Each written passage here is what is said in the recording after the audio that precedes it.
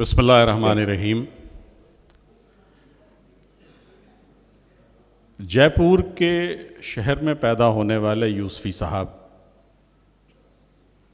کہ جو کراچی میں مدفون ہوئے، 4 ستمبر آپ کا یوم پیدائش ہے۔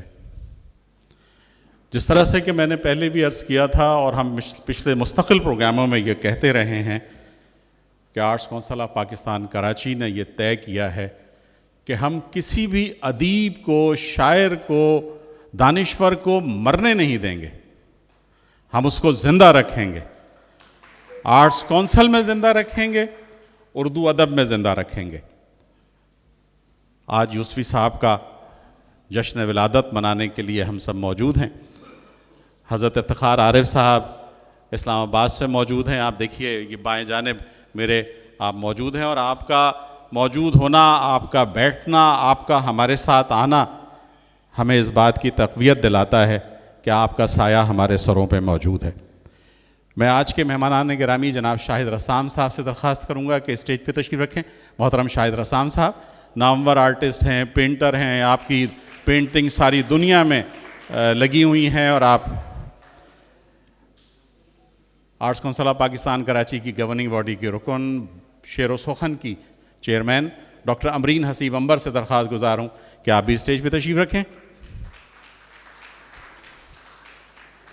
ڈاکٹر فاطمہ حسن سے درخواست گزار ہوں کہ آپ اسٹیج پہ تشریف رکھیں۔ ڈاکٹر فاطمہ حسن جوش ملی آبادی لائبریری کی ہماری یہ اس کے جس چھت کے نیچے آپ بیٹھے ہوئے ہیں، اس کے بالکل اوپر علم کا ایک خزانہ ڈاکٹر فاطمہ حسن نے جمع کیا ہوا ہے، اور کبھی آپ کو موقع ملے تو اس خزانے کو دیکھنے کے لیے بھی آئیے کہ ہزاروں کتابیں، مخطوطات اور اور یوسفی صاحب کی اپنی لائبریری، یہ ڈاکٹر صاحبہ کا کمال تھا کہ یوسفی صاحب کی لائبریری وہ یہاں لے کر آئیں اور انہوں نے یہاں اس کو رکھا۔ میں محترمہ حوری نورانی سے درخواست گزار ہوں کہ آپ اسٹیج پہ تشریف رکھیے۔ محترمہ حوری نورانی۔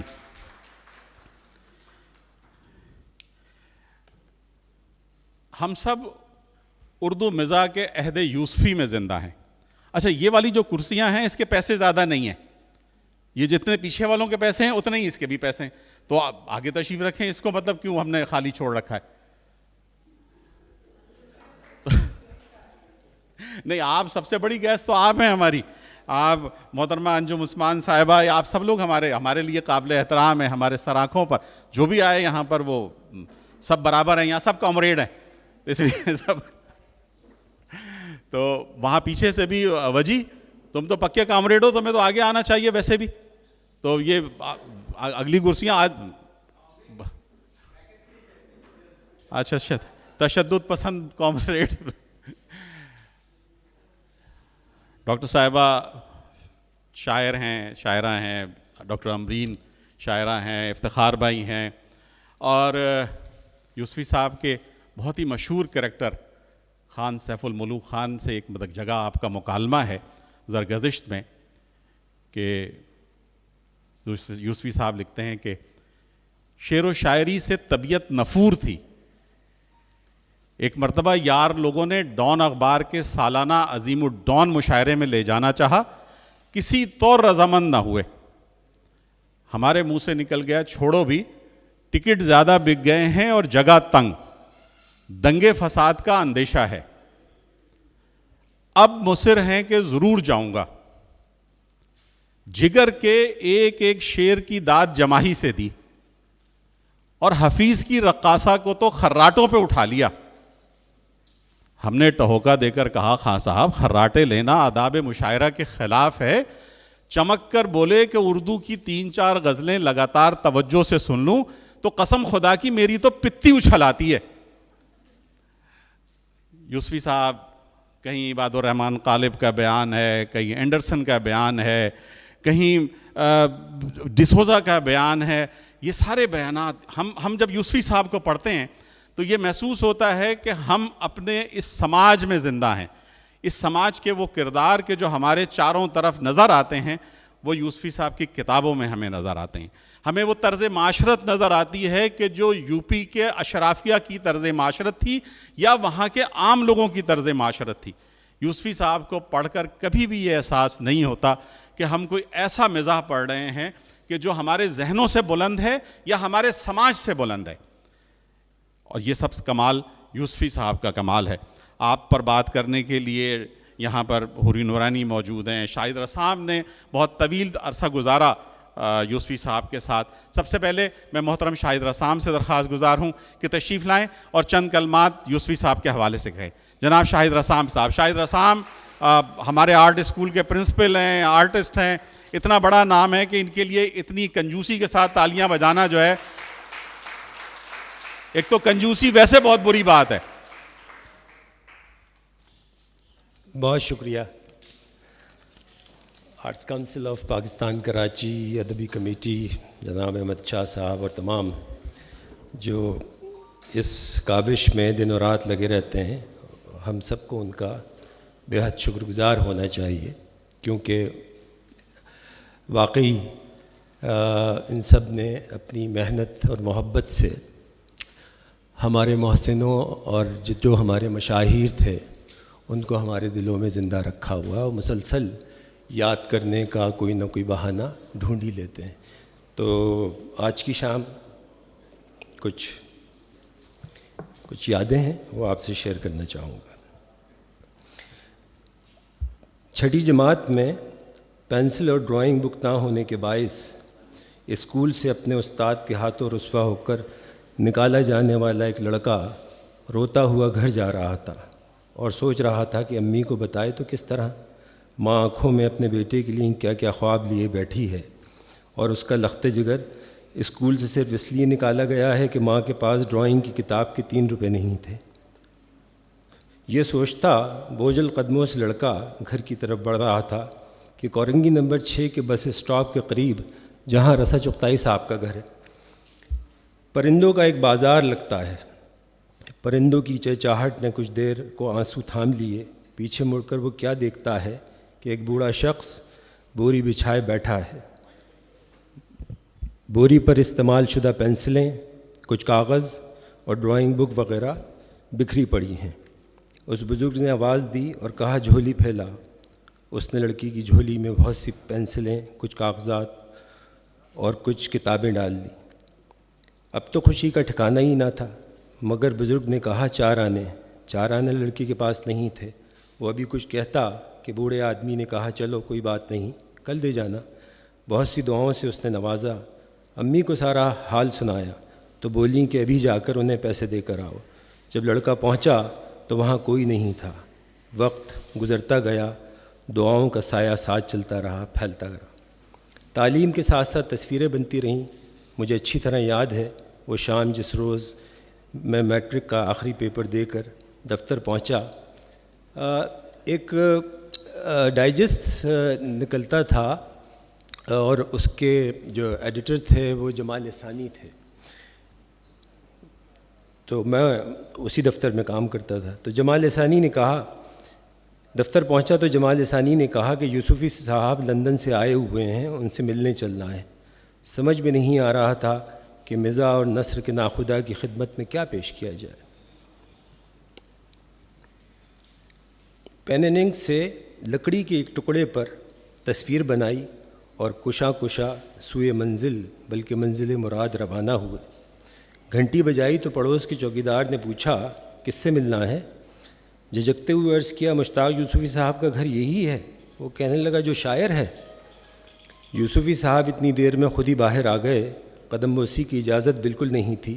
جمال احسانی نے کہا کہ یوسفی صاحب محلے والے آپ کو شاعر سمجھتے ہیں. ٹھنڈی سانس بھر کے کہنے لگے, ہاں میاں, محض حلیے کی وجہ سے. موقع غنیمت جان کر اپنی تخلیق جناب کو پیش کی. کسی حد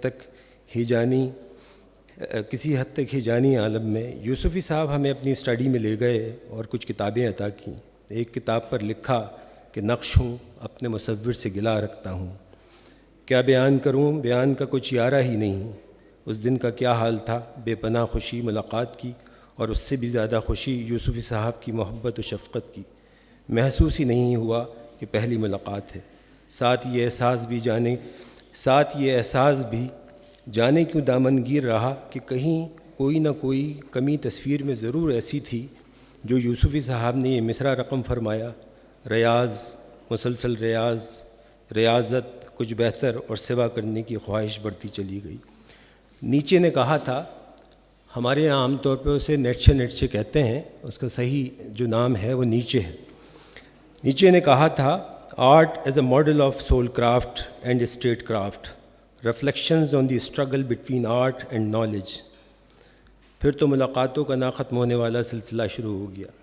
ہر ملاقات میں خاموشی سے بنا جتائے دھیرے سے کوئی بات کان میں ڈال دینا۔ بڑے لوگ، درویش صفت لوگ سکھانے کے بھی آداب و انداز نرالے رکھتے ہیں، بالکل ایسے جیسے کوئی مصور یا مجسمہ ساز مختلف رنگ کے پتھر ترتیب و بے ترتیبی سے شیڈ اینڈ لائٹ کے ساتھ جوڑتا چلا جائے اور بے ترتیب پتھروں کے ٹکڑوں سے شاہکار تصویر بنتی چلی جائے۔ یقین کیجئے یہ کوئی مبالغہ نہیں کہ ایک ناپختہ کار نے زندگی، رشتے، اس کے رنگوں، خاص طور پر آرٹ آف آبزرویشن یوسفی صاحب سے سیکھا۔ تصویروں کو پال لگانا بھی یوسفی صاحب ہی نے سکھایا۔ کوئی مصیبت، الجھن، پریشانی، انبساط یا بے کیفی کی صورت پیش آتی تو دوڑتے ہوئے حضرت کے دروازے پر پہنچتے، وہ دروازے جو ہمیشہ کھلے رہتے ہیں۔ کوئی کرم خاص ہی کہیے کہ اس بے مرتبہ کو اس درویش کی رفاقت و رہبری میسر آئی۔ افتخار عارف صاحب کا ایک فقرہ یاد آ رہا ہے کہ اوپر والا سب سے عمدہ نعمتیں ہمیں اچھے انسانوں اور رشتوں کی شکل میں کی صورت میں عطا کرتا ہے۔ میں اس میں صحبتوں کا بھی اضافہ کروں گا۔ ایک بار خاصی بھلی نوکری کی آفر ہوئی، کار اور دیگر سہولتوں کا لالچ بھی تھا۔ خوشی خوشی رکشے میں مرشد کے پاس پہنچے، روداد سنائی، فرمایا، بھائی ہمیں تانگے میں بندھے ہوئے گھوڑے کے مانند چلنا چاہیے جس کی آنکھوں کے اطراف پٹے بندھے ہوتے ہیں جو اسے منزل سے ڈیٹریکٹ نہیں ہونے دیتے۔ یاد آتا ہے ایک مرتبہ کسی سیٹھ نے تصویریں بنوا کر پیسے نہیں دیے، اس کے وفاشوار دربان نے بنگلے سے یہ کہہ کر بھگا دیا کہ صاحب ملک میں نہیں ہیں۔ یہ عید سے ایک دن پہلے کا واقعہ ہے۔ پیسوں کی شدید ضرورت تھی۔ یوسفی صاحب کے پاس پہنچے، بنا لب کشائی سمجھ گئے، کہنے لگے، بھائی انسان دراصل قحط الرجال کا نہیں بلکہ قہر الرجال کا مارا ہوا ہے۔ ایک امریکن رائٹر کی کتاب عنایت کی، ارشاد کیا کہ اسے پڑھیں۔ مزے کی کتاب ہے، بڑے رائٹرز کی ازدواجی زندگی کے بارے میں۔ کچھ عجیب سا لگا، خیر گھر جا کر کتاب ایک جانب رکھ دی۔ رات کو کہیں موقع ملا، کتاب کھولی تو ایک لفافہ، اور اس لفافے میں 5000 روپے۔ پہلی سولو نمائش کا اہتمام بڑی مشکل سے ہوا۔ قریباً 5 سال کی مشقت اور ریاضت کے بعد اس زمانے کے آرٹس کونسل کے منتظمین نے اس ناتمام کو کسی قابل ہی نہ سمجھا تھا۔ اللہ اللہ کر کے 1994 میں پہلی سولو نمائش ہوئی۔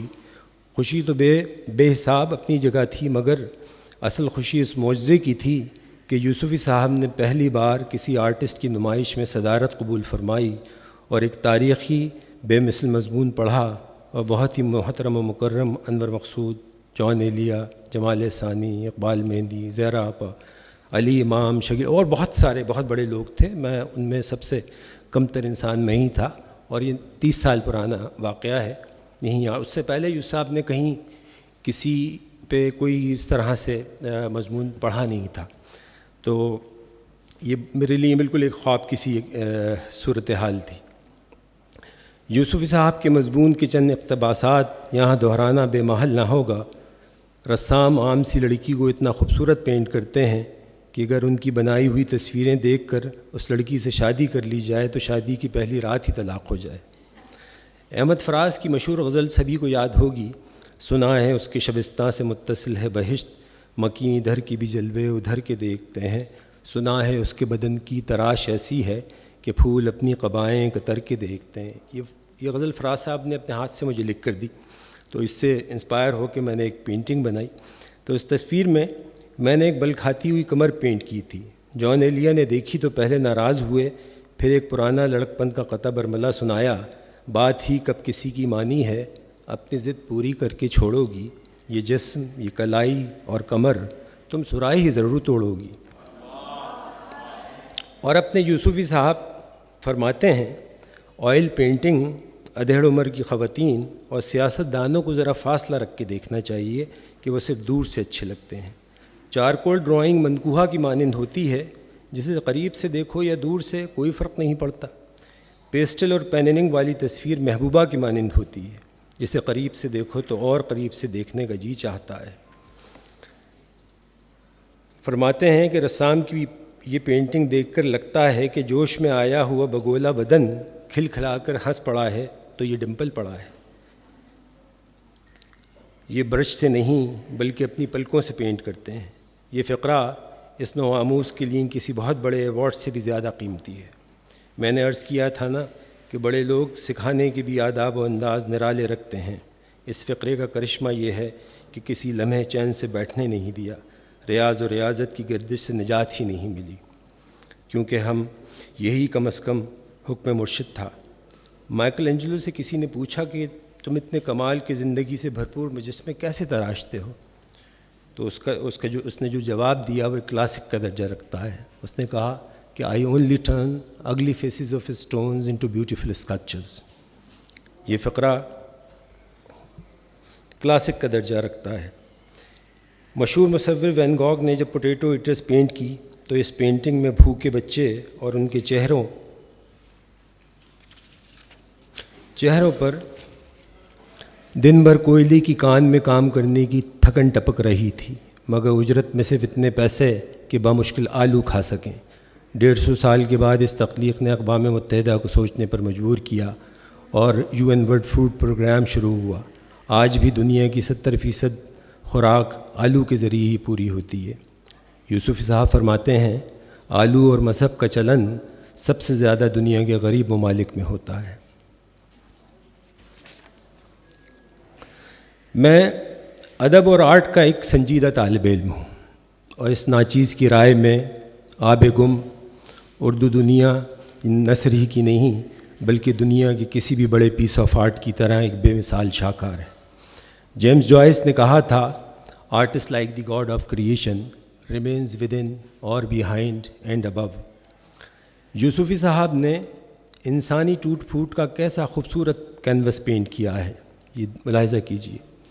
کچھ لوگ ایسے بھی ہیں کار کی ونڈ اسکرین کی مانند ہوتے ہیں، ثابت و سالم ہیں تو سینہ عارف کی طرح شفاف کہ دو عالم کا نظارہ کر لو، اور یکا یک ٹوٹے تو ایسے ٹوٹے کہ نہ بال پڑا نہ در نہ تڑخے، یک بارگی ایسے ریزہ ریزہ ہوئے کہ نہ عارف رہا نہ دو عالم کی جلوہ گری، نہ آئینے کا پتہ کہ کہاں تھا کدھر گیا، نہ حذر رہا نہ خطر رہا، جو رہی سو بے خبری رہی۔ اور انا کہ یوں ٹوٹتی ہے جیسے جابر سلطانوں کا اقبال یا حضرت سلیمان کا عصا جس کی ٹیک لگائے وہ کھڑے تھے کہ روح قفس انصری سے پرواز کر گئی، لیکن ان کا قالب بے جان ایک مدت تک اسی طرح استادہ رہا اور کسی کو شبہ تک نہ گزرا کہ وہ رحلت فرما چکے ہیں، اسی طرح بے روح کھڑے رہے، اور ان کے اقبال اور روب دبدبے سے کاروبار سلطنت حسب معمول و سابق چلتا رہا۔ ادھر عصا کو دھیرے دھیرے گھن اندر سے کھاتا رہا، یہاں تک کہ ایک دن وہ چٹاک سے ٹوٹ گیا اور حضرت سلیمان کا جسد خاکی فرش زمین پر آ رہا۔ اس وقت ان کی امت اور رعیت پر کھلا کہ وہ دنیا سے پردہ فرما چکے ہیں، مگر ہمارے مرشد کا سینہ 100,000 عارف کار کی ونڈ اسکرین کی مانند نہیں بلکہ ایک ایسے بہتے ہوئے ٹھنڈے چشمے کی مانند ہے کہ جو انسانیت کی خوشبو سے لبالب، جس میں ایک جہان 100,000 اپنا عکس جھلملاتے ہوئے خوشبو پھیلانے لگے۔ خوشبو سے یاد آیا، بلکہ مجھے یاد ہے جب یوسف صاحب کی بیگم ادریس بھابی بہت بیمار تھیں، جب ادریس صاحبہ یوسفی صاحب کی 60 سالہ رفیق بہت بیمار تھیں اور کینسر جیسا مرض وہ بھی آخری اسٹیج پر، اور اتنا ہی تکلیف دہ علاج کیموتھراپی وغیرہ نے ان کی یادداشت کو بھی بری طرح متاثر کیا تھا۔ یوسفی صاحب شب و روز تیمارداری میں لگے رہتے تھے۔ اگلے دن میری امی ان کی عیادت کے لیے گئیں اور کہنے لگیں کہ آپ جلدی اچھی ہو جائیں گی انشاءاللہ۔ وہ کسی کو نہیں پہچان رہی تھیں۔ میری طرف اشارہ کر کے کہا یہ کون ہے؟ میری امی نے ان کی کیفیت سمجھتے ہوئے کہا میرا بیٹا ہے، آرٹسٹ ہے۔ وہ اپنی آنکھوں میں روشنی لیے اٹھ کر بیٹھیں اور کہنے لگیں ہمارا بھی ایک بیٹا ہے، بڑا آرٹسٹ ہے، اس کا نام رسام ہے۔ پچھلے سال واشنگٹن ڈی سی میں نمائش کے بعد اٹلی کے شہر روم جانے کا اتفاق ہوا۔ پوپ فرانسس کا پورٹریٹ ویٹیکن کی طرف سے کمیشن ہوا تھا۔ وہاں ایک دوست کے گھر کسی صاحب سے ملاقات ہوئی، وہ کہنے لگے آپ یوسفی صاحب والے رسام ہیں۔ واپسی پر نمائش کی خبر و واقعہ یوسفی صاحب سے شیئر کیا اور عرض کیا کہ یہ سب آپ کی وجہ سے ہے۔ کہنے لگے بھائی جوہر کامل کو کون روک سکتا ہے، پر ہوں تو پرندہ اڑتا ہی ہے۔ میرے بیٹے کا نام آبیان یوسفی صاحب نے رکھا۔ ایک دن یوسفی صاحب گھر آئے، آبیان کو پاس بلایا، وہ رو رہا تھا کہ امی نے ڈانٹا ہے۔ یوسفی صاحب نے کہا بھلا رونے کی کیا بات ہے، امیاں تو مارتی بھی ہیں ڈانٹتی بھی ہیں۔ آبیان کی عمر 4 برس بھی نہیں تھی۔ اس نے غالب کا مصرع پڑھا کہ روئیں گے ہم 1000 بار، کوئی ہمیں ستائے کیوں۔ یوسفی صاحب نے بے اختیار پیشانی چوم لی اور ایک چاکلیٹ بھی عطا فرمائی۔ پھر میری طرف دیکھتے ہوئے کہنے لگے دیکھا ہمارے بیٹے کو، جواب کچھ نہیں تھا۔ رضی اختر شوق کا ایک شعر یاد آیا، ہم روح سفر ہیں ہمیں ناموں سے نہ پہچان، کل اور کسی نام سے آ جائیں گے ہم لوگ۔ میرا خیال ہے رشتوں کا تعلق نہ تو خون سے ہوتا ہے اور نہ ہی گزارے ہوئے وقت یا عرصہ دراز سے۔ ان کا تعلق تو صرف اس شدت سے ہوتا ہے جو ہم اپنے اندر بسا لیتے ہیں۔ مجھ جیسے بے نوا و بے صدا کو یوسفی صاحب کے گھر سے اتنی محبتیں ملی ہیں کہ 10 زندگیاں بھی یہ قرض اتارنے کے لیے نہ کافی ہوں گی۔ مقروض گر نہ جائے تو لاچار کیا کرے۔ ابھی کل ہی زہرا آپا نے غالب کا ایک شعر سنایا، اس شعر سے میں اپنی بات ختم کرنا چاہوں گا۔ کاوش کا دل کرے ہے تقاضا کہ ہے ہنوز، ناخن پہ قرض اس گرے نیم باز کا۔ بہت شکریہ۔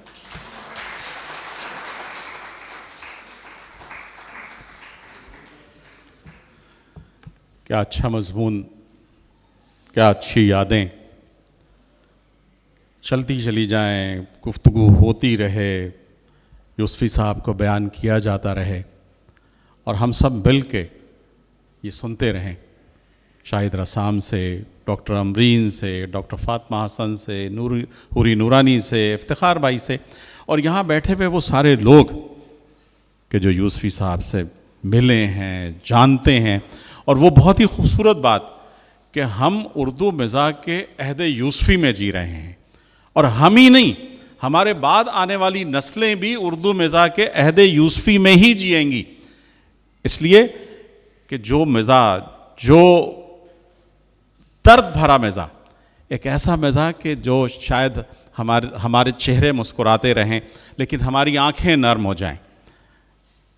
وہ سیف الملوک خان کی بیٹی کا ذکر ہو، یا کسی بھی جگہ ہاتھ کی انگوٹھی بیچنے کا ذکر ہو، یا یہ کہ کبھی بولٹن مارکیٹ سے پیدل پی آئی بی کالونی آنے کا ذکر ہو، وہ سارے مزاج جو ہیں ہمیں ہماری آنکھوں میں نمی لے کر آ جاتے ہیں۔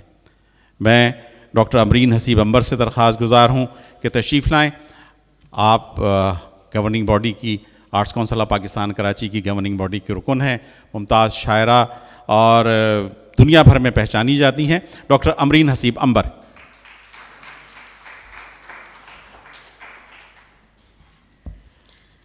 بہت شکریہ شکیل خان صاحب۔ محترم افتخار عارف صاحب، ڈاکٹر فاطمہ حسن، محترمہ حوری نورانی، شاہد رسام صاحب اور خواتین و حضرات، آج ہم سب یہاں اس شخصیت کو خراج تحسین پیش کرنے کے لیے جمع ہوئے ہیں جو اردو ادب کی دنیا میں اپنی روشنی اور لطافت کے باعث ہمیشہ زندہ رہیں گے۔ مشتاق احمد یوسفی صاحب سے ہماری پہلی ملاقات انوار فاطمہ جعفری صاحبہ کی کتاب کی تقریب رونمائی میں ہوئی۔ وہ کتاب انوار فاطمہ جعفری صاحبہ کی یادداشتوں پر مشتمل تھی اور ہم اس میں گفتگو کر رہے تھے۔ گفتگو کرتے کرتے وہ پورا ہال بھرا ہوا تھا، کیونکہ انوار فاطمہ جعفری صاحبہ بہت نفیس معقول خاتون ہیں، بہت تعلیم یافتہ، اور لوگ ان کی کتابیں بڑے شوق سے پڑھتے ہیں. اس سے پہلے ان کا ایک ترجمہ آیا تھا جو روٹس کا ترجمہ انہوں نے سلاسل کے نام سے کیا تھا, وہ بھی بڑی پذیرائی حاصل کر چکا تھا. اور اب جب یہ ان کی یادداشتوں کی کتاب آئی تو وہ بھی بہت عمدہ کتاب تھی اور بہت معتبر اور محترم شخصیات اس ہال میں جمع تھیں. اب گفتگو کرتے کرتے ہماری نظر پڑی بالکل آخری صف میں ایک صاحب قمیص شلوار پہنے بیٹھے ہیں. دل کہے نظریں کہیں کہ یہ مشتاق احمد یوسفی صاحب ہیں, مگر ذہن نہ مانے کہ یوسفی صاحب تو ہمیشہ سوٹ میں ہوتے ہیں, وہ کہاں قمیص شلوار میں ہوں گے. اچھا, وہ چونکہ ہمارا ابتدائی دور تھا تو ہمارے ذہن میں یہ تھا کہ یوسفی صاحب جیسی شخصیت آخری صف میں کیوں بیٹھی ہوئی ہوگی, اس کو تو صف اول میں لا کے بٹھایا جائے گا. لہٰذا اب ہم گونگوں کی کیفیت میں ہم یہ سوچیں کہ یہ یوسفی صاحب ہیں, پھر ہم کہیں نہیں یہ یوسفی صاحب نہیں ہیں. اسی تذبذب میں ہم نے وہ پوری گفتگو کی اور آ کے اپنی نشست پر بیٹھ گئے. جب وہ تقریب ختم ہوئی اور ہم سب باہر جا کر کھڑے تھے اپنی اپنی گاڑی کے انتظار میں, تو وہ جو ان کے ساتھ خاتون تھیں انہوں نے ان کو وہاں چھوڑا اور وہ گاڑی لینے کے لیے گئیں. تو یوسفی صاحب خود چل کر ہمارے پاس آئے اور انہوں نے کہا کہ بھائی کیا عمدہ گفتگو کرتی ہیں آپ, ہم نے آج تک اتنی مربوط گفتگو کسی کی نہیں سنی. اگر آپ مضمون پڑھ رہی ہوتی ہیں تو ہم مان لیتے کہ بھائی مضمون تو انسان لکھ کر سوچ سمجھ کر آتا ہے, لیکن جملوں میں اتنا ربط اور وہ بھی آپ بے ساختہ اور فی البدی گفتگو کر رہی تھیں تو یقین کیجئے کہ جی خوش ہو گیا. اچھا, اب پھر وہی کیفیت کہ اگر یہ یوسفی صاحب ہیں تو ہم تو اترا کے آسمان پہ پہنچ جائیں, لیکن اگر یہ یوسفی صاحب نہیں ہیں اور ہم نے ان کو یوسفی صاحب کہہ دیا تو کیا ہوگا. اور ہم ایسی حماقتیں بہت کرتے ہیں, اس لیے ہم بہت ڈرے رہے. جب وہ آگے بڑھنے لگے تو انوار فاطمہ جعفری صاحبہ نے ہم سے کہا کہ یوسفی صاحب نے تمہیں یہ کہا ہے, اس سے بڑا اعزاز کیا ہو سکتا ہے, ان کا شکریہ تو ادا کر دو. تب ہم دوڑ کے گئے اور ہم نے یوسفی صاحب کو کہا کہ یہ ہمارے لیے سب سے بڑا اعزاز ہے کہ آپ نے ہم سے یہ کہا. اور یقین کیجئے کہ جتنی بڑی شخصیات سے آج تک ہم ملے ہیں, ہم نے ان میں ایک چیز مشترک دیکھی ہے کہ وہ بڑے کھلے دل کے اور بڑے اعلیٰ ظرف لوگ ہوتے ہیں. وہ اپنے جونیئرز کی بھی ایسے تعریف کرتے ہیں, ایسے دل بڑھاتے ہیں کہ آپ واقعی بڑے اعتماد اور حوصلے کے ساتھ آگے بڑھنے لگتے ہیں. یوسفی صاحب کی اس ملاقات کے بعد پھر ہماری کئی مرتبہ ان سے ملاقات ہوئی, گفتگو کا موقع بھی ملا. پھر بزم اردو نے ان کو لائف ٹائم اچیومنٹ ایوارڈ دینے کا فیصلہ کیا, اور وہ چونکہ سفر نہیں کر سکتے تھے تو ان کے گھر پر ایک تقریب رکھی گئی, اور اسی دن یوسفی صاحب کی سالگرہ بھی تھی. تو ہم سب وہاں جمع ہوئے, بہت عمدہ وہ سالگرہ منائی گئی. اور پھر کیک کٹنگ کے بعد ہم نے ان کا ایک تفصیلی انٹرویو کیا, جو ظاہر ہے ہمارے لیے بڑے اعزاز کی بات ہے. اس انٹرویو کے لیے وہ بڑی مشکل سے آمادہ ہوئے تھے.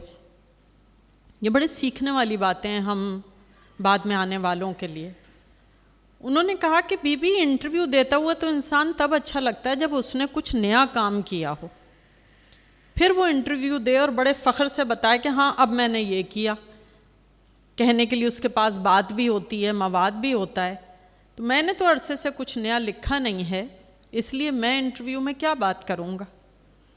ہم نے کہا نہیں, ہم ایسی گفتگو کر لیں گے اور آرام سے انٹرویو ہو جائے گا. تو بڑی مشکل سے وہ اس انٹرویو کے لیے آمادہ ہوئے, لیکن جب انٹرویو کرنے لگے تو باوجود اس کے کہ ان کی طبیعت ناساز تھی, انہوں نے بہت اطمینان سے وہ تفصیلی انٹرویو دیا. پھر ہم ان سے ملنے کے لیے گاہے گاہے جاتے رہے. ایک مرتبہ رحمان فارس صاحب آ رہے تھے, انہوں نے فرمائش کی کہ میری خواہش ہے کہ آپ مجھے یوسفی صاحب سے ملوا دیں. اور وہ بہت مداح ہیں یوسفی صاحب کے, ان کی تحریروں میں, گفتگو میں بار بار یوسفی صاحب کے حوالے آتے ہیں.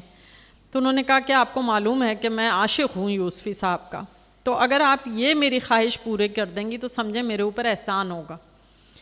خیر ہم میاں بیوی ان کو لے کر پہنچے یوسفی صاحب کے پاس. ہم نے پہلے کال کی, ان کے اہل خانہ سے بات ہوئی تو ان کی بہو نے بتایا کہ ان کی طبیعت ناساز ہے اور وہ زیادہ دیر نہیں بیٹھ سکیں گے, لیکن چونکہ دوسرے شہر سے آئے ہیں رحمان فارس صاحب اور آپ اصرار کر رہی ہیں تو آپ لوگ آ جائیے، لیکن خیال رہے کہ ان کی طبیعت ناساز ہے۔ اب ہم لوگ پہنچے تو گھر تلاش کرنے میں 5 منٹ کی دیر ہو گئی۔ جب ہم گئے یوسفی صاحب تشریف لائے ڈرائنگ روم میں تو انہوں نے بیٹھتے ہی کہا کہ خاصی تاخیر سے آئے آپ لوگ۔ تو ہم نے اپنی خفت مٹانے کے لیے کہا کہ جی یوسفی صاحب بس 5 منٹ۔ انہوں نے کہا بی بی آپ کی عمر میں تو 5 منٹ میں پورے ہو جاتے ہیں، ہماری عمر میں 5 منٹ پورے ہونے میں کئی برس گزر جاتے ہیں۔ اس کے بعد پھر گفتگو ہوتی رہی، اور اس دن بھی ہمیں یہ احساس ہوا کہ وہ جو انور مسعود صاحب نے کہا ہے نا کہ مزاح کیا ہے، مزاح مزاج ہے، تو یوسفی صاحب سے مل کر تصدیق ہو جاتی تھی کہ واقعی مزاح مزاج ہے۔ اور وہ اس طرح کی گفتگو کرتے تھے کہ آپ ہر جملے میں لطف بھی لے سکتے ہیں، شگفتگی بھی محسوس کر سکتے ہیں، اور بہت کچھ سیکھ بھی سکتے ہیں۔ اب مسئلہ ہی آ پڑا کہ تھوڑی دیر بعد ہم لوگوں نے کہا کہ اچھا یوسفی صاحب اجازت، تو وہ کہیں کہ ارے ابھی تو آپ لوگ آئے ہیں، تشریف رکھیے، ابھی تو باتیں ہوں گی۔ جب کوئی 2 گھنٹے ہونے کو آئے اور ہم لوگوں کو یہ احساس ہوا کہ ایسا نہ ہو اندر سے کوئی آ کے ہم لوگوں سے کہے کہ جی ہم نے آپ کو بتایا تھا کہ ان کی طبیعت ٹھیک نہیں ہے اور آپ لوگ تو جم ہی گئے، تو پھر ہم لوگوں نے کہا کہ یوسفی صاحب اب آپ تھک گئے ہوں گے تو اب اجازت دیجیے۔ تو مسکرا کے کہنے لگے بھاگنے کے لیے آپ لوگوں کو کوئی اور بہانہ تلاش کرنا پڑے گا، میں تو نہیں تھکا ہوں۔ تو وہ آخر دم تک اتنے ہی تازہ دم بیٹھے رہے، نہایت شگفتہ اور شائستہ مزاح سے بھرپور جملے وہ کہتے رہے، نہایت شوق سے انہوں نے اپنے پورے ڈرائنگ روم کی ایک ایک چیز دکھائی کہ یہ تصاویر جو ہیں یہ ہمیں راجستھان سے بھیجی گئیں تحفے میں، یہ ہمیں اعزاز کے طور پر ملی ہیں۔ پھر ان تصاویر کی جو انہوں نے خصوصیات بتائیں، جس تفصیل سے ان تصاویر سے ہمارا تعارف کرایا، تو اندازہ ہوا کہ یوسفی صاحب ایک واقعی بڑی شخصیت تھے۔ ان کو تمام دیگر فنون لطیفہ سے بھی بڑی خاص دلچسپی تھی اور بہت عمدہ علم بھی رکھتے تھے وہ۔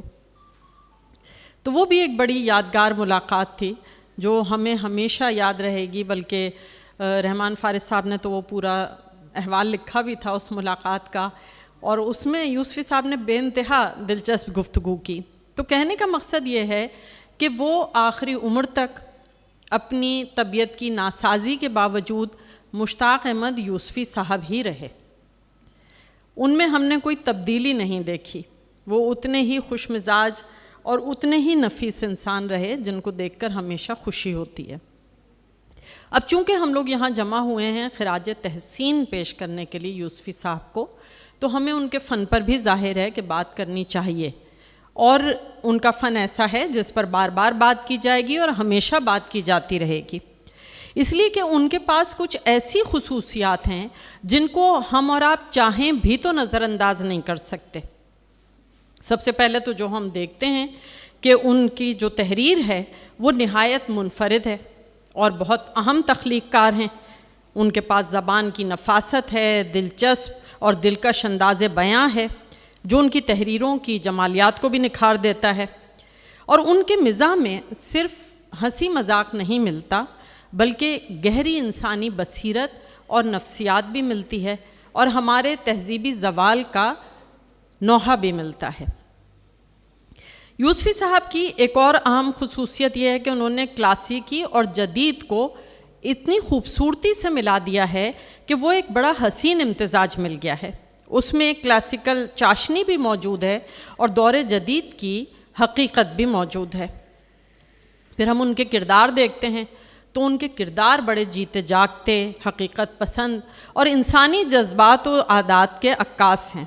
ان کے کرداروں میں طنز و مزاح کے ساتھ ساتھ نفسیات کی گہرائی بھی چہرہ نمائی کرتی ہے۔ یہ تمام خصوصیات شاید ہمیں کسی اور کے ہاں بھی مل جائیں، لیکن یوسفی صاحب کی کچھ خصوصیات ایسی ہیں جو صرف یوسفی صاحب کی خصوصیات ہیں۔ اس میں سب سے اہم جو ہمیں لگتی ہے وہ ہے ارتقائی سفر۔ مشتاق احمد یوسفی صاحب کے پابندی سے پڑھنے والے جو قارئین ہیں وہ اس فرق کو بہت آسانی سے محسوس کر سکتے ہیں کہ باوجود اس کے کہ یوسفی صاحب ابتدا سے بہت عمدہ لکھتے تھے، ان کے پاس زبان کی گرفت بھی تھی، اشعار میں جس طرح انہوں نے تحریف کر کے یا دو مشہور شعراء کے ایک ایک مصرے کو ملا کے جس طرح مزاح پیدا کیا، وہ اپنی جگہ بہت عمدہ ہے، بہت خوبصورت ہے، لیکن ان کے ہاں جو ارتقائی شکل ہمیں آہستہ آہستہ نظر آتی ہے اور پھر اس کا عروج ہمیں آب گم میں نظر آتا ہے، وہ مشتاق احمد یوسفی صاحب سے مخصوص ہے۔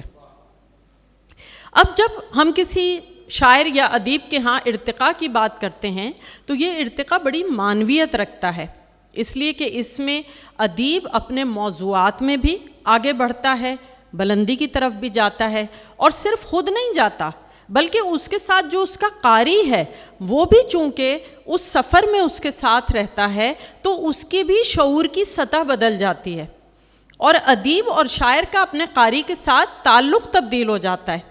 وہ تبدیلی ہمیں مشتاق احمد یوسفی صاحب کے ہاں نظر آتی ہے کہ ہم جب ان کو پڑھتے ہیں تو ان کی جو ابتدائی تحریریں ہیں ان میں مزاح زیادہ تر عام زندگی کی روزمرہ کی صورتحال سے نمو پاتا ہے، جنہیں وہ اپنی مخصوص شگفتہ اور طنزیہ انداز میں پیش کرتے ہیں۔ یہ انسانی کمزوریوں، معاشرتی مسائل اور ذاتی تجربات پر محیط ہے، لیکن جیسے جیسے ان کا ادبی سفر آگے بڑھتا ہے ان کے ہاں ہمیں فلسفیانہ بصیرت اور تہذیبی زوال کا المیہ بھی شامل ہوتا نظر آتا ہے، اور ظاہر ہے کہ اس کی انتہائی صورت آب گم ہے۔ اس کتاب میں مزاح اس آئینے میں تبدیل ہو جاتا ہے جس میں ہم اپنے ہی رویے اور معاشرتی تضادات کو دیکھ سکتے ہیں۔ یہاں مزاح محض ہنسنے ہنسانے کے لیے نہیں بلکہ زندگی کے گہرے فلسفیانہ پہلوؤں کو بھی بیان کرتا ہے۔ یہاں انسانی نفسیات اور تہذیبی زوال کا نوحہ بھی نہایت عمدگی سے ہلکے پھلکے اور خوبصورت انداز میں ہمیں ملتا ہے، لیکن اس کا اثر بہت گہرا اور دیرپا ہے۔ سچ تو یہ ہے کہ مشتاق احمد یوسفی صاحب کو مزاح نگار کہنا ان کے ساتھ بڑی زیادتی ہے، اس لیے کہ مشتاق احمد یوسفی صاحب جیسے تخلیق کار مزاح اور المیہ کی حدود کو دھندلا دیتے ہیں۔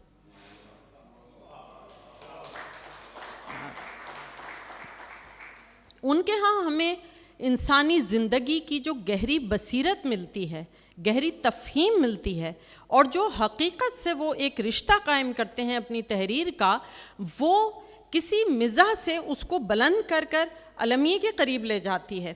اور پھر ہمیں یہ احساس ہوتا ہے کہ ارسطو نے جو بہت سال پہلے، بہت زمانے پہلے ایک درجہ بندی کی تھی اصناف کی، جدید دور میں اسے دہرانے کی ضرورت ہے، اس لیے کہ اب یہ دونوں، چاہے وہ المیہ ہو، تربیہ ہو، ان کے جو حدود ہیں وہ اب تبدیل ہو چکی ہیں۔ مزاح میں بھی جس طرح معنویت پیدا کی جاتی ہے، جس طرح گہرائی اور بصیرت پیدا کی جاتی ہے، اس کو کمتر سمجھنا اب بہت غلط بات ہے۔ لیکن یوسفی صاحب کے ہاں ہمیں جو اسلوب ملتا ہے، اور خصوصاً آب گم میں، یہ تو ایک نئی صنف ہے، ایک بالکل منفرد صنف ہے۔ آپ اس کو افسانہ بھی نہیں کہہ سکتے، اس لیے کہ یہ روایتی افسانہ نہیں ہے، لیکن اس میں آپ کو کردار نگاری بھی ملتی ہے، اس میں آپ کو داستان گوئی کا ایک لطف بھی ملتا ہے کہ تمام واقعات اور قصے کہانی کی صورت بیان ہوتے چلے جاتے ہیں، اور حقیقت بھی ملتی ہے، لیکن وہ حقیقت یوسفی صاحب ایک افسانوی انداز میں اور اسلوب میں پیش کرتے ہیں۔ یعنی یہ ایک ایسی منفرد صنف ہے جو حقیقت اور افسانے کے درمیان پل کا کام کرتی ہے، اور یہ یوسفی صاحب کا کارنامہ ہے، یہ انہی کا خاصہ ہے، اور یہی سبب ہے کہ یوسفی صاحب صرف اپنے دور کے لیے نہیں بلکہ آنے والی نسلوں کے لیے بھی ہمیشہ ان کے زمانے کے تخلیق کار رہیں گے، کیونکہ جب تخلیق کار اپنا ارتقائی سفر طے کرتا ہے تو اس کی تحریر میں، اس کی تخلیق میں یہ گنجائش پیدا ہو جاتی ہے کہ ہر آنے والی نسل اس کے ساتھ اپنا تجربہ کر سکے۔ یعنی ہم مشتاق احمد یوسفی صاحب کو اسی صف میں شامل کر سکتے ہیں جس میں حیوان ظریف، شیکسپیئر اور غالب کھڑے ہیں۔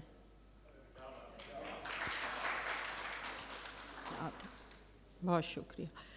اور یہی سبب ہے کہ ہم اپنی زندگی کے مختلف تجربات سے درد سے جب گزرنے لگتے ہیں تو یوسفی صاحب ہمیں کہیں آس پاس محسوس ہوتے ہیں. ایسا صرف یوسفی صاحب کے ساتھ ہوتا ہے، ورنہ ہمیں اکثر اپنی تنہائیوں میں کوئی شعر یاد آتا ہے، کوئی نظم یاد آتی ہے. لیکن یوسفی صاحب وہ نثر نگار ہیں، وہ کمال شخصیت ہیں کہ جب آپ اپنی زندگی کے کسی خاص تجربے سے گزرتے ہیں، لاہور کی پتلی گلیوں سے گزرنے لگتے ہیں، تو آپ کو یوسفی صاحب یاد آنے لگتے ہیں.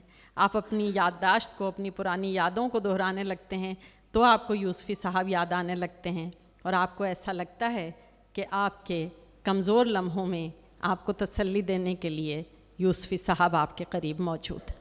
بہت شکریہ.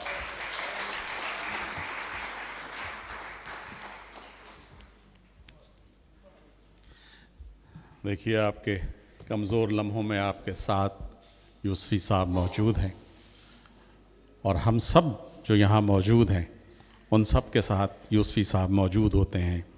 ہماری بیڈ بک پہ، ہماری کتابوں کی الماری میں، یا ہمارے ساتھ ان کرداروں کی صورت میں کہ جو یوسفی صاحب نے تخلیق کیے.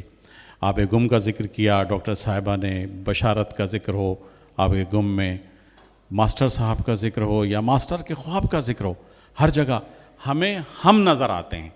ہم میں سے کوئی نظر آتا ہے، ہمارا کوئی ساتھی نظر آتا ہے، ہمارے سماج کا کوئی کردار نظر آتا ہے، اور یہ یوسفی صاحب کا ہی کمال ہے. میں آپ تمام خواتین و حضرات کا بہت شکر گزار ہوں کہ آپ یوسفی صاحب کو سننے کے لیے یہاں آئے. سیدین کاظمی صاحب یہاں موجود ہیں. اس شہر کو ایک اور ایسا اچھا آدمی ملا ہے کہ جو اپنے ادارے میں ادب اور ادبی سرگرمیوں کے فروغ چاہتے ہیں. جناب پیرزادہ سلمان صاحب بیٹھے ہوئے ہیں یہاں پر، جو ہمارے لیے کلچر کے اتنے بڑے رپورٹر ہیں کہ وہ یہ سب کچھ آج ہمیں صرف ڈان میں نظر آتا ہے لکھا ہوا. رضوان زیدی ہیں، یاسمین فاروقی ہیں، اسجد بخاری صاحب ہیں، اقبال لطیف صاحب ہیں. یہ سب لوگ ہمارے لیے بہت قابل احترام ہیں، اور آپ سب ہمارے لیے بہت قابل احترام ہیں. ان پروگرامات کا سلسلہ آرٹس کونسل میں جاری رہے گا، ہر ادیب کے لیے، ہر شاعر کے لیے، ہر دانشور کے لیے. میرے لیے بہت ہی خوشی کا مقام ہے کہ ہم نے ابھی محترمہ حوری نورانی سے درخواست کی تھی. آپ ابھی تشریف لائیں تھیں اور ہم پہلے سے بات نہیں کر سکے تھے، لیکن آپ نے ہمیں عزت بخشی اور آپ یہاں تشریف لائیں. میں آپ سے درخواست گزار ہوں کہ چند کلمات ارشاد فرمائیں. محترمہ حوری نورانی.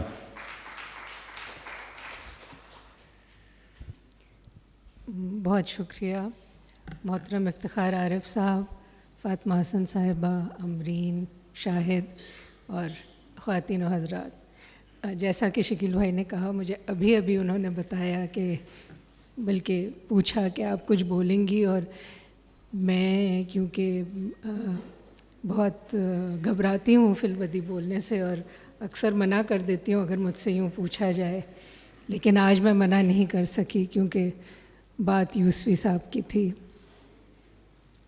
اور بیٹھی میں سوچ رہی تھی کہ اپنے خیالات کو کس طرح یکجا کروں، تو ایک یادوں کا پورا کلائڈوسکوپ میری نظروں کے سامنے سے گزر گیا، اور مجھے خیال آیا کہ میرا جو ایک ناشر کے طور پہ سفر ہے وہ شروع ہی ایک طرح سے یوسفی صاحب کے ساتھ ہوا.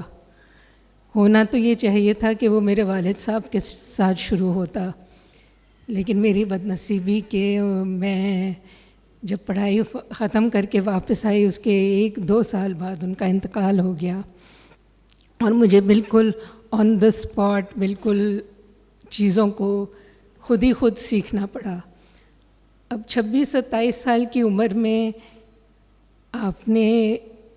آپ کا کوئی تجربہ نہیں ہے. میں نے تو پہلے تو اپنے والد صاحب کی فائلیں کھولی پڑھنے کے لیے کہ وہ کس طرح بات کرتے تھے ادیبوں سے، کس طرح ان کا تبادلہ خیال ہوتا تھا. اچھا، بہت سے ادیبوں کا ہمارے گھر میں آنا جانا تھا تو بچپن سے دیکھا تھا. انشا جی ہوں، فیض صاحب ہوں، سبط حسن ہوں، حمایت علی شاعر ہوں، سرور بارہ بنکوی ہوں، بلکہ کیفی اعظمی، سجاد ظہیر، سب.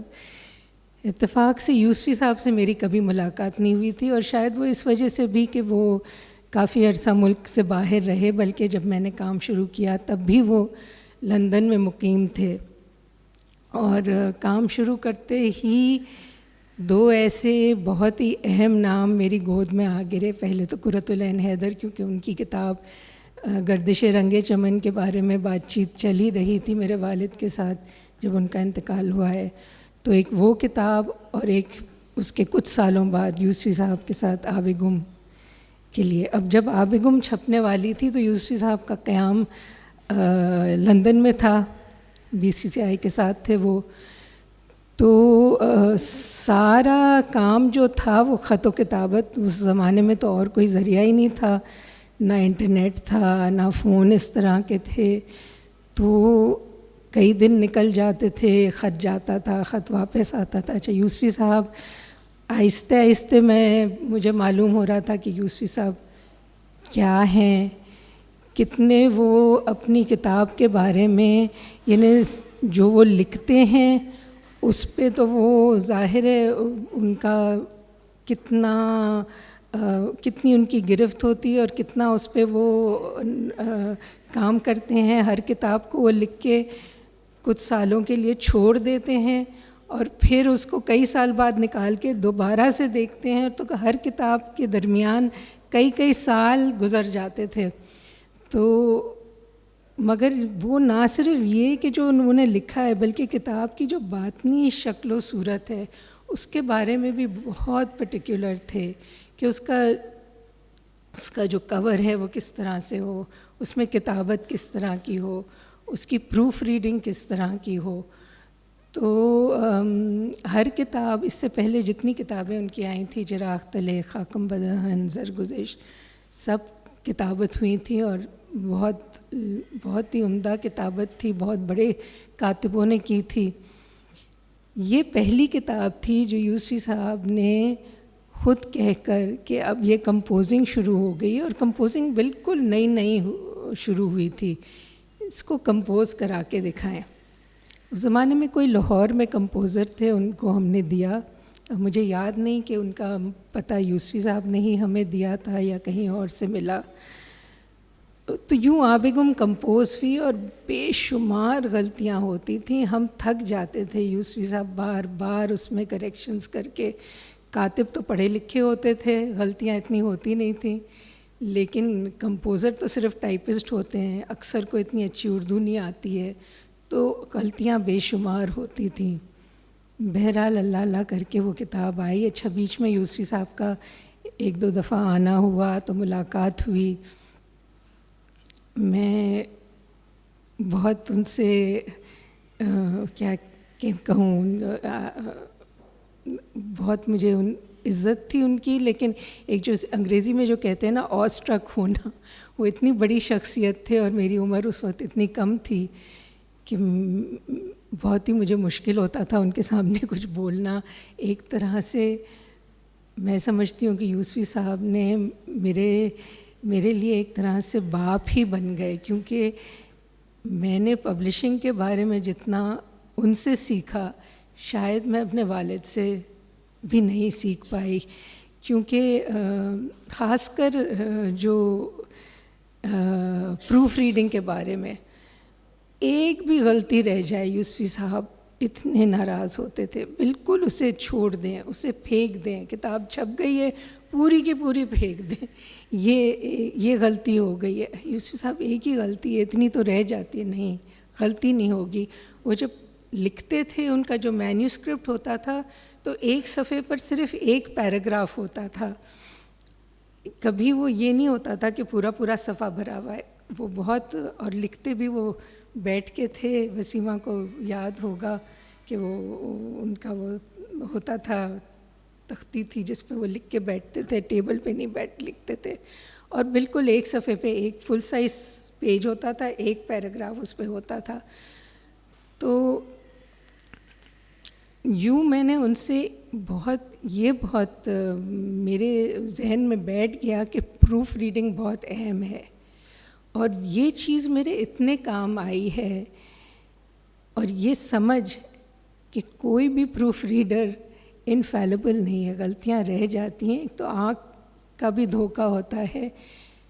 ہر کتاب کو اس وقت سے لے کے آج تک اس کی آخری پروف ریڈنگ میں دیکھتی ہوں بالکل رہ جاتی ہوں گی اس کے باوجود غلطیاں، لیکن یہ سیکھنا ان سے کہ کتاب میں غلطی نہیں ہونی چاہیے، یہ بالکل مطلب اگر یوسفی صاحب نہیں یہ مجھے یعنی وہ ڈانٹ بھی دیتے تھے، وہ پیار بھی کرتے تھے، تو اگر وہ نہیں سمجھاتے تو شاید آج بہت سے لوگ مجھے کہتے ہیں کہ آپ بہترین ایڈیٹر ہیں، تو شاید یہ نہ ہوتا، ایک ناشر رہ جاتی، ایڈیٹر یا وہ نہیں کہلاتی۔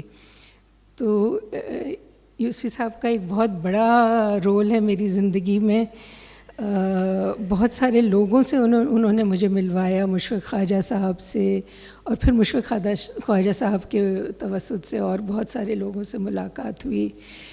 پھر یوسفی صاحب سے جب بھی میں ملنے جاتی تھی تو ایک وزیداری تھی، کبھی انہوں نے مجھے چائے کے بغیر نہیں جانے دیا، کبھی یہ نہیں ہوا کہ جب میں اٹھی ہوں جانے کے لیے تو وہ میری گاڑی تک نہیں آئے ہوں، دروازہ کھول کے نہیں دیا ہو، میں ان سے کتنی چھوٹی تھی، لیکن اگر میں کہوں بھی نہیں یوسفی صاحب آپ بیٹھے رہیں، ایسا نہیں ہو سکتا تھا، وہ ضرور آتے تھے۔ تو کچھ اس طرح کی مطلب میں کیونکہ کچھ لکھ کے نہیں لائی ہوں میں، اور میں نہ ہی میں شاہد اور امرین کی طرح اتنا اچھا بول سکتی ہوں، لیکن بس یہ کچھ نجی سی باتیں تھیں، پرسنل سی یادیں تھیں، بہت ساری اور یادیں ہیں، کبھی لکھوں گی یوسفی صاحب کے بارے میں بھی، تو ضرور آپ سب کے ساتھ اس وقت بھی شیئر کروں گی۔ بہت شکریہ۔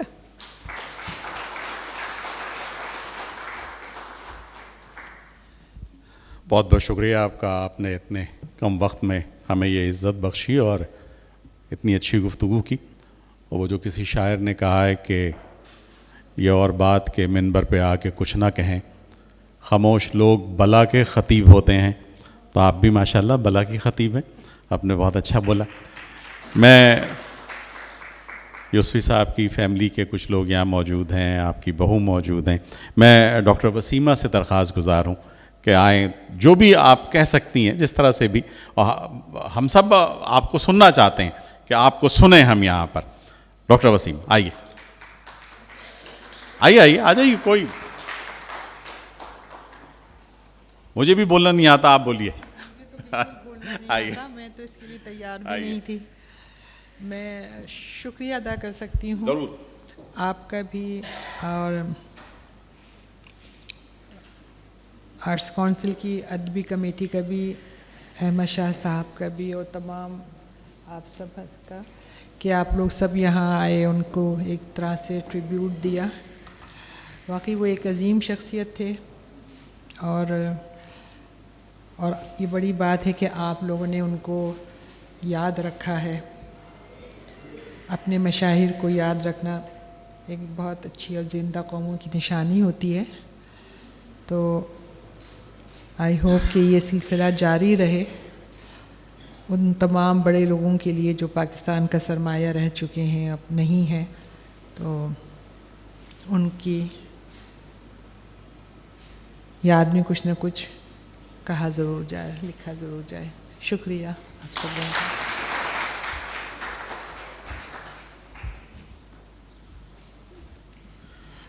آپ کا شکریہ۔ یہ دراصل ہم اپنا قد بڑھا رہے ہیں ان کا ذکر کر کے، ان کا قد تو ہم بڑھا ہی نہیں سکتے، ہم میں سے کوئی بھی ان کا قد نہیں بڑھا سکتا۔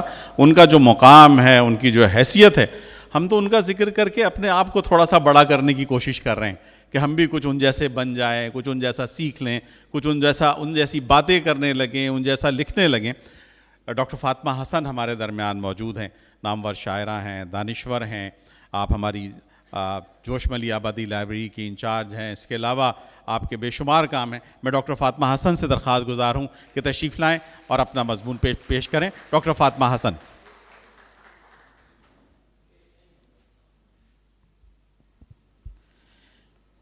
بہت قابل احترام محترم افتخار عارف صاحب، اسٹیج پر موجود امرین حسیب عنبر، شاہد رسام، حوری نورانی، شکیل خان، ہال میں بیٹھے تمام معزز مہمان، لیکن میں خاص طور سے مسز لطف اللہ خان صاحب کی موجودگی کو यहाँ पर अपने लिए बहुत बड़ा एज़ाज़ समझती हूँ।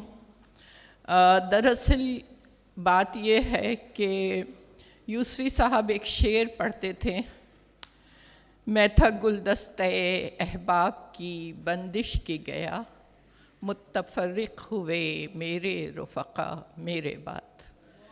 तो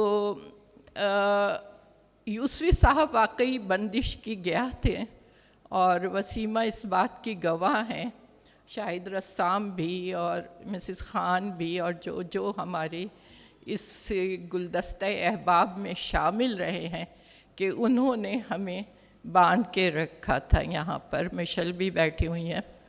और होता ये था कि हम किसी न किसी बहाने से मिलते रहते थे और जिसमें यूसुफ़ी साहब का बड़ा हिस्सा होता था। कभी वो बुला लेते थे हमें बोट क्लब में, कभी उनके घर पर। अक्सर हम कोई अगर शहर में बाहर से आ जाता, फराज साहब आ गए और कोई बड़ा राइटर दुनिया में कहीं से भी आता तो यूसुफ़ी साहब उसकी दावत करते थे। लेकिन हमारा एक बेतकल्लुफ़ ग्रुप था जो अमूमन समुंदर के किनारे जाकर ज़हरा आपा होती थी, अनवर मक़सूद साहब, हमारी समीना पीरज़ादा होती थी, ये सारे, और मुशफ़िक़ ख़वाजा साहब भी इसके मुहर्रिक होते थे।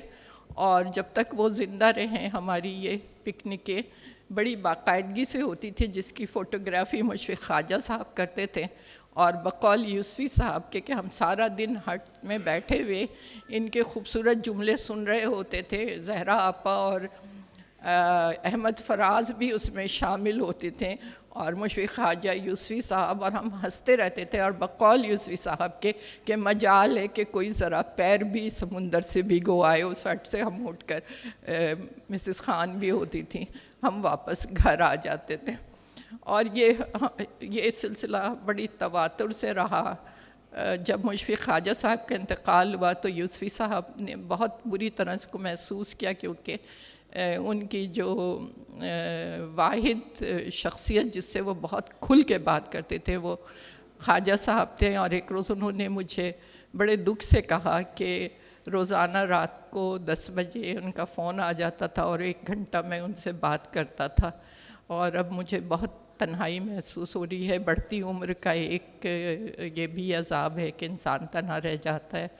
तो फिर मैंने उनसे फ़ोन पर बात करनी शुरू की। ज़ाहिर है मैं मुशफ़िक़ ख़वाजा तो नहीं थी, लेकिन फिर भी मैं कोशिश करती थी कि जितनी किताबों पर और अदबी तहरीकों पर और जो कुछ मैंने अदब पढ़ा है उस पर कुछ उनसे गुफ्तगू कर सकूं और ज़्यादा उनसे सीख सकूं।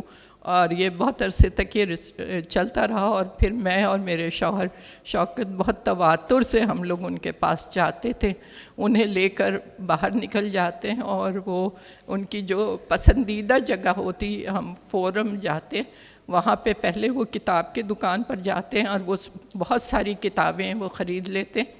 और कभी उन्होंने ये सोचा ही नहीं कि कौन सी किताब उनके पास मौजूद है और कौन सी नई ख़रीदनी है।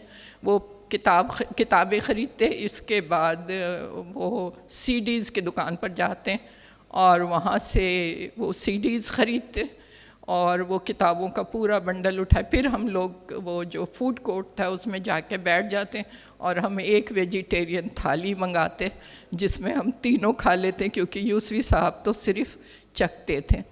तो ये हमारी एक रूटीन बन गई थी जब, और हम उन्हें इसमें बहुत फ़ोर्स करके भी बाद में तो वो वहाँ भी उन्होंने बिल्कुल गोशनशीनी अख्तियार कर ली थी, जाना छोड़ दिया था। लेकिन हम बहुत अक्सर, वसीमा मुझे कहती थी कि बाबा को आकर ले जाएं, निकालें, बाबा बहुत आजकल खामोश है। जब भी वो ये मुतफक्किर होती तो ये मुझे फ़ोन करती कि बाबा से ये बात मनवा लें। और फिर यूसुफ़ी साहब इतने करीब आ गए थे कि वो हम दोनों की बातें मान लेते थे। और जो कुछ हम कहते थे, कई दफ़ा सफ़र में वो बाहर जाने से कतराने लगे, तो जब हम जाते थे तो हमारे साथ एक दफ़ा लाहौर भी चले गए, ओमान भी चले गए। यहाँ भी आर्ट्स काउंसिल आने के लिए भी वो ये कहते थे कि तुम लोग आकर हमें ले जाओ। और बहुत अपनायत, यानी हमारे एक ख़ानदान जैसा تعلق ان سے تھا، اور اس میں ظاہر ہے کہ جیسے نصیحتیں انہوں نے رسام کو کی، مجھے بھی کی. ایک مرتبہ انہوں نے مجھے ایک پروگرام کنڈکٹ کرتے ہوئے دیکھ لیا، انہوں نے کہا آئندہ سے آپ کبھی بھی یہ نظامت نہیں کریں گی. تو انہوں نے اس پر پابندی لگا دی تھی. اس سے پہلے میرے استاد ڈاکٹر اسلم فروخی میرے مشاعروں پر پابندی لگا چکے تھے جب میں پی ایچ ڈی کرتی تھی، اور مشفق خواجہ بھی مجھے تصویریں چھپوانے پر تنبیہ کر چکے تھے. تو اگر آج میں کوئی سنجیدہ رائٹر بنی نظر آ رہی ہوں تو اس کی وجہ یہ تینوں بزرگ ہی ہیں. اور لطف اللہ خان صاحب بھی مسلسل ڈانٹ ڈپٹ کرتے رہتے تھے. انہوں نے تو مجھے بیٹی بنایا تھا، تو ان کو پورا حق تھا کہ وہ جب چاہیں مجھے تنبیہ کرے. ڈانٹتے تو خیر یہ لوگ کیا تھے، شفقت سے ہی کچھ باتیں سمجھا دیتے تھے. تو یہ ہے، اور اس کے قدرت کے اپنے انتظام ہوتے ہیں. ہم لوگ متفرق نہیں ہوئے. یوسفی نام صاحب کے نام پر ہم سب آج بھی آپس میں ایک بندش کے ساتھ موجود ہیں، اور وہ گیا ہمارے مشترک ہے آج، جس کا ثبوت آج یہاں ہونا ہے. اور میں یہاں پر میں اس بات کو ایکنالج کروں گی کہ اس گیا میں ایک بہت بڑا کردار احمد شاہ کا بھی تھا.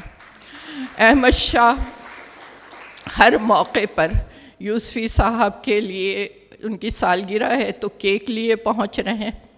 اگر ان کے ہاں دعوت ہے تو چاہے کتنے بھی مصروف ہیں وہ مصروفیت میں سے وقت نکال کر پہنچ رہے ہیں، پورا اس میں اپنا حصہ ڈال رہے ہیں. ہماری پکنکوں اور دعوتوں میں بھی، میرے گھر پہ بھی اکثر شام کو بیٹھک ہوتی تھی، اس میں بھی یہ لوگ شریک ہوتے تھے. تو احمد شاہ نے ان کی زندگی میں بھی اور ان کے انتقال کے بعد بھی اس رشتے کو پوری طرح نبھایا جو ہمارا ایک ابھی بھی یوسفی گروپ ہے. یہاں پہ مشل بھی بیٹھی ہیں، اس گروپ کے ممبر ہیں.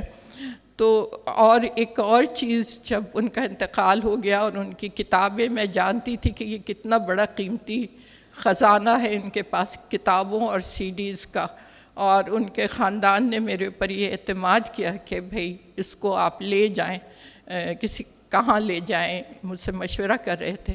تو احمد شاہ نے آفر کیا کہ ہم یہاں لائبریری بناتے ہیں. اس کا نام پہلے ہی سے طے کیا جا چکا تھا کہ جوش ملیح آبادی لائبریری ہوگی، اور ظاہر ہے کہ ان کا اس شہر پہ جوش صاحب کا بھی حق ہے، ان کا بھی بڑا کام ہے.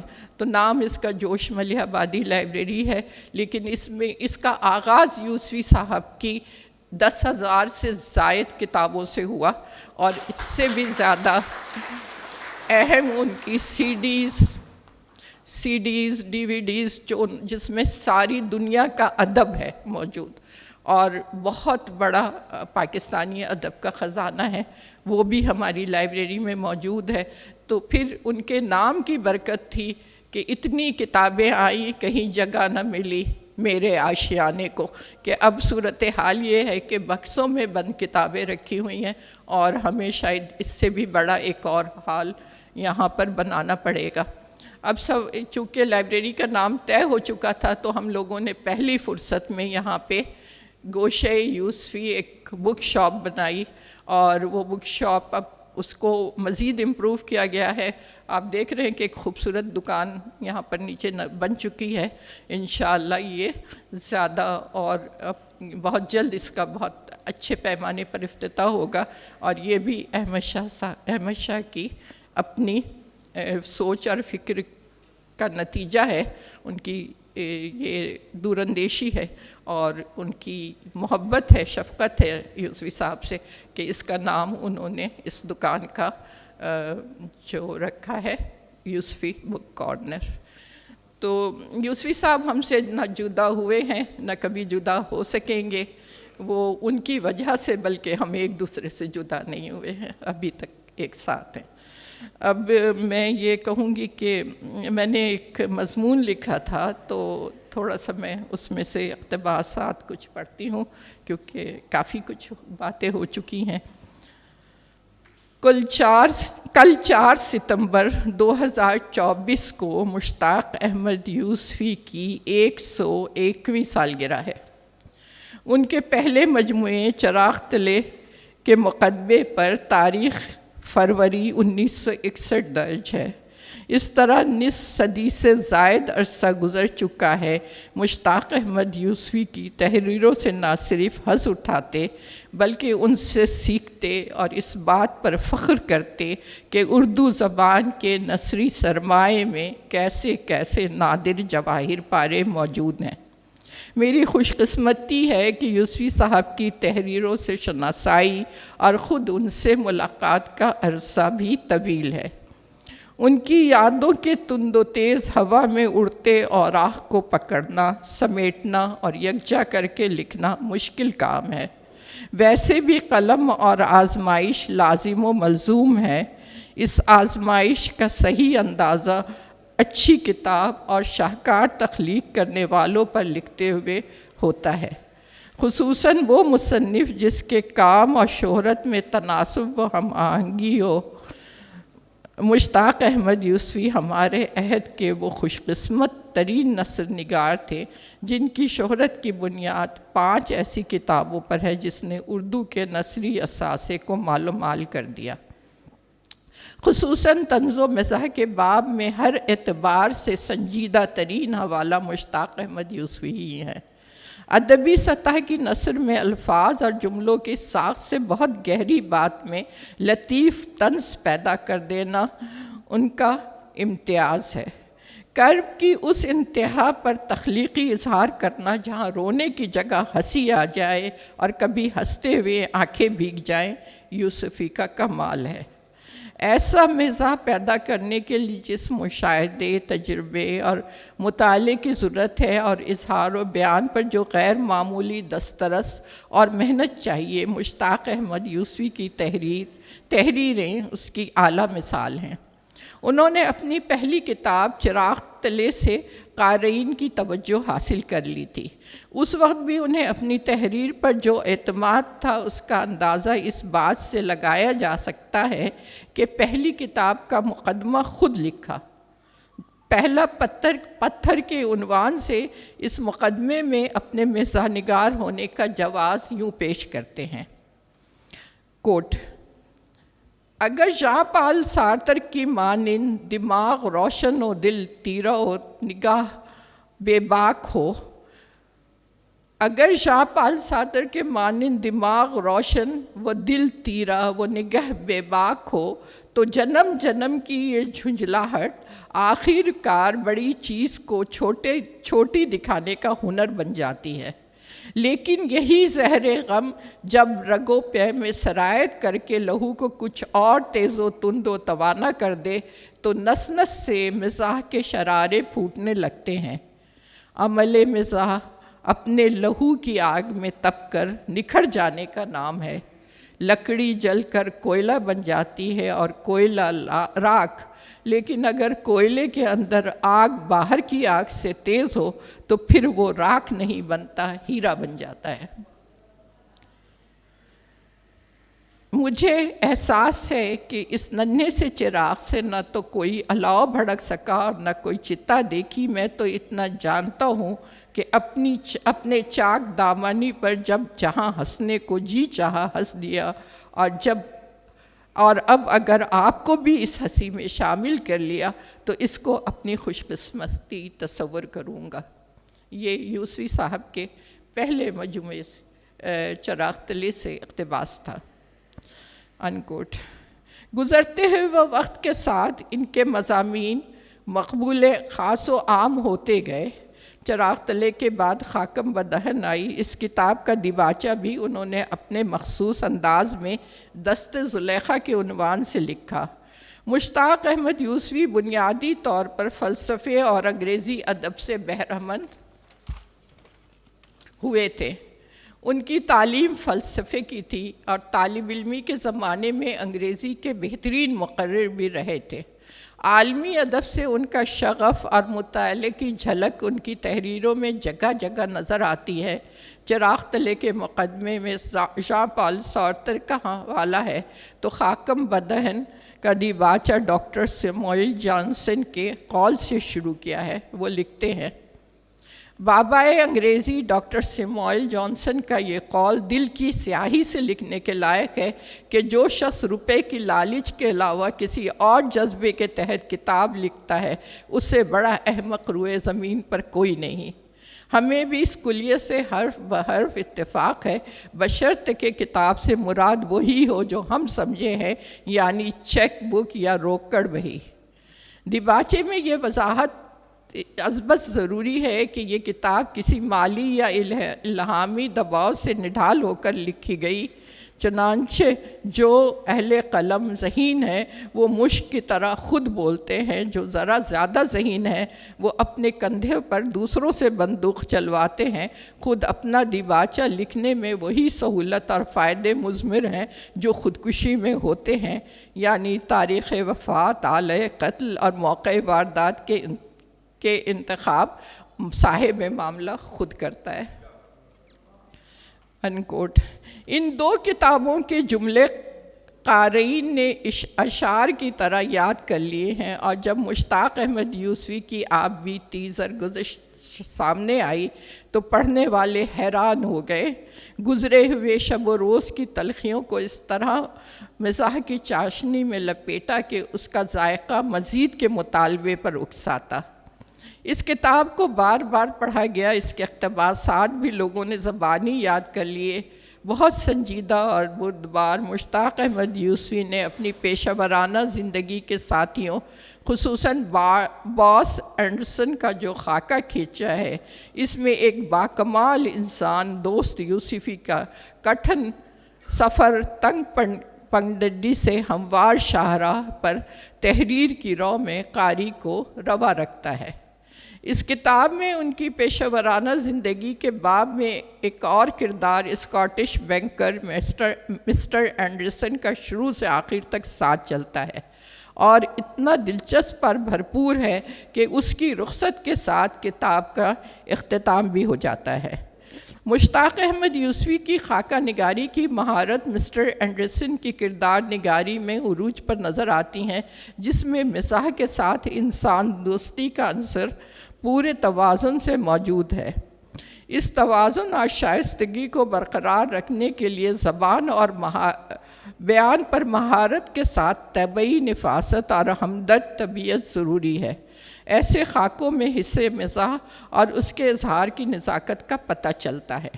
یہ مشکل کام انہوں نے اس آسانی سے کیا ہے جیسے ماہر انگلیاں چاک پر مٹی کو جو چاہے شکل دے دیں۔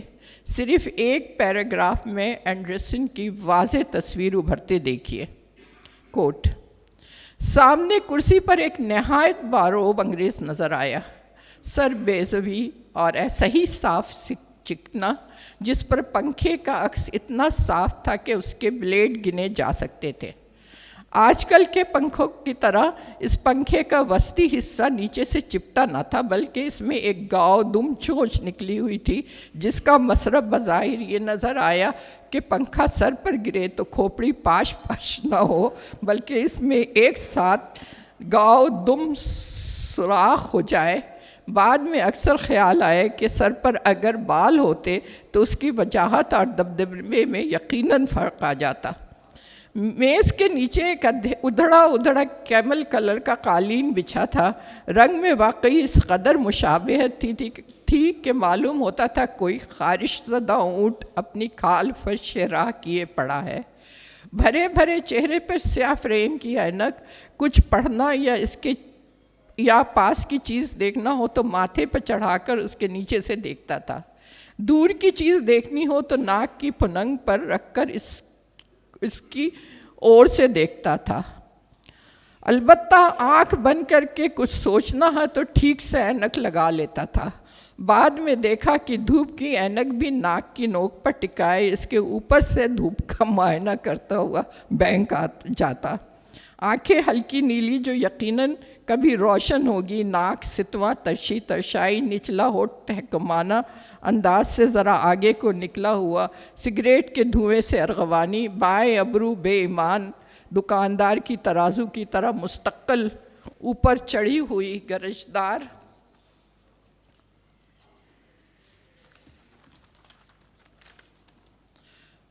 آواز جسم مائل بفربہی رنگ وہی جو انگریزوں کو ہوتا ہے۔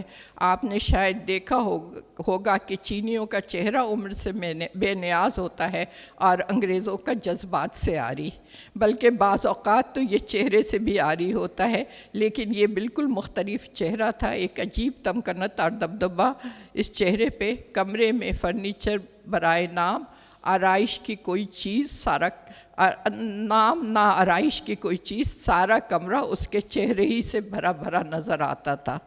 یہ مقابل ہو تو اور کوئی چیز تو کیا، اس کا اپنا جسم بھی نظر نہیں آتا تھا۔ دیکھا کہ کیسا خوبصورت خاکہ کھینچا ہے۔ مشتاق احمد یوسفی نے سنجیدہ مزاح کی روایت کو عروج پر پہنچایا۔ ان کی تحریر لبوں پر مسکراہٹ ہی نہیں لاتی بلکہ ذہن و دل پر بھی نقش چھوڑ دیتی ہے۔ دوسروں پر ہنسنا ہو تو اپنے آپ پر ہنسو۔ اگر دوسرے کا ہونا بہت ضروری ہے تو ہم ذات تخلیق کر لو اور اسے نشانہ بناؤ۔ جبر و قدر میں مبتلا انسان سے ہمدردی کی انتہا آب گم میں اتنی واضح ہے کہ مشتاق احمد یوسفی کی انسان دوستی کا اظہار رشک میں مبتلا کر دیتا ہے۔ اس کتاب کی تحریر میں آنے تک عمر کا وہ مرحلہ بھی شروع ہو گیا تھا جہاں ہنسنے والے اپنی خوشگوار یادوں کے ساتھ جدائی کے داغ بھی دینے لگتے ہیں۔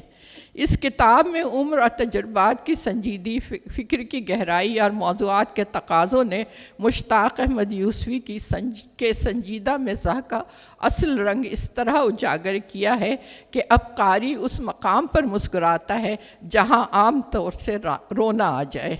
ایسا مزاح پیدا کرنا اور کرب کی اس انتہا تک جانا کہ آنسوؤں کو مسکراہٹ میں تبدیل کر دے آسان کام نہیں۔ آب گم سے ایک عبارت دیکھیے: لیڈر خود غرض، ملا مصلحت بھی، عوام خوفزدہ اور راضی برضائے حاکم، دانشور خوش آمدی اور ادارے کھوکھلے ہو جائے۔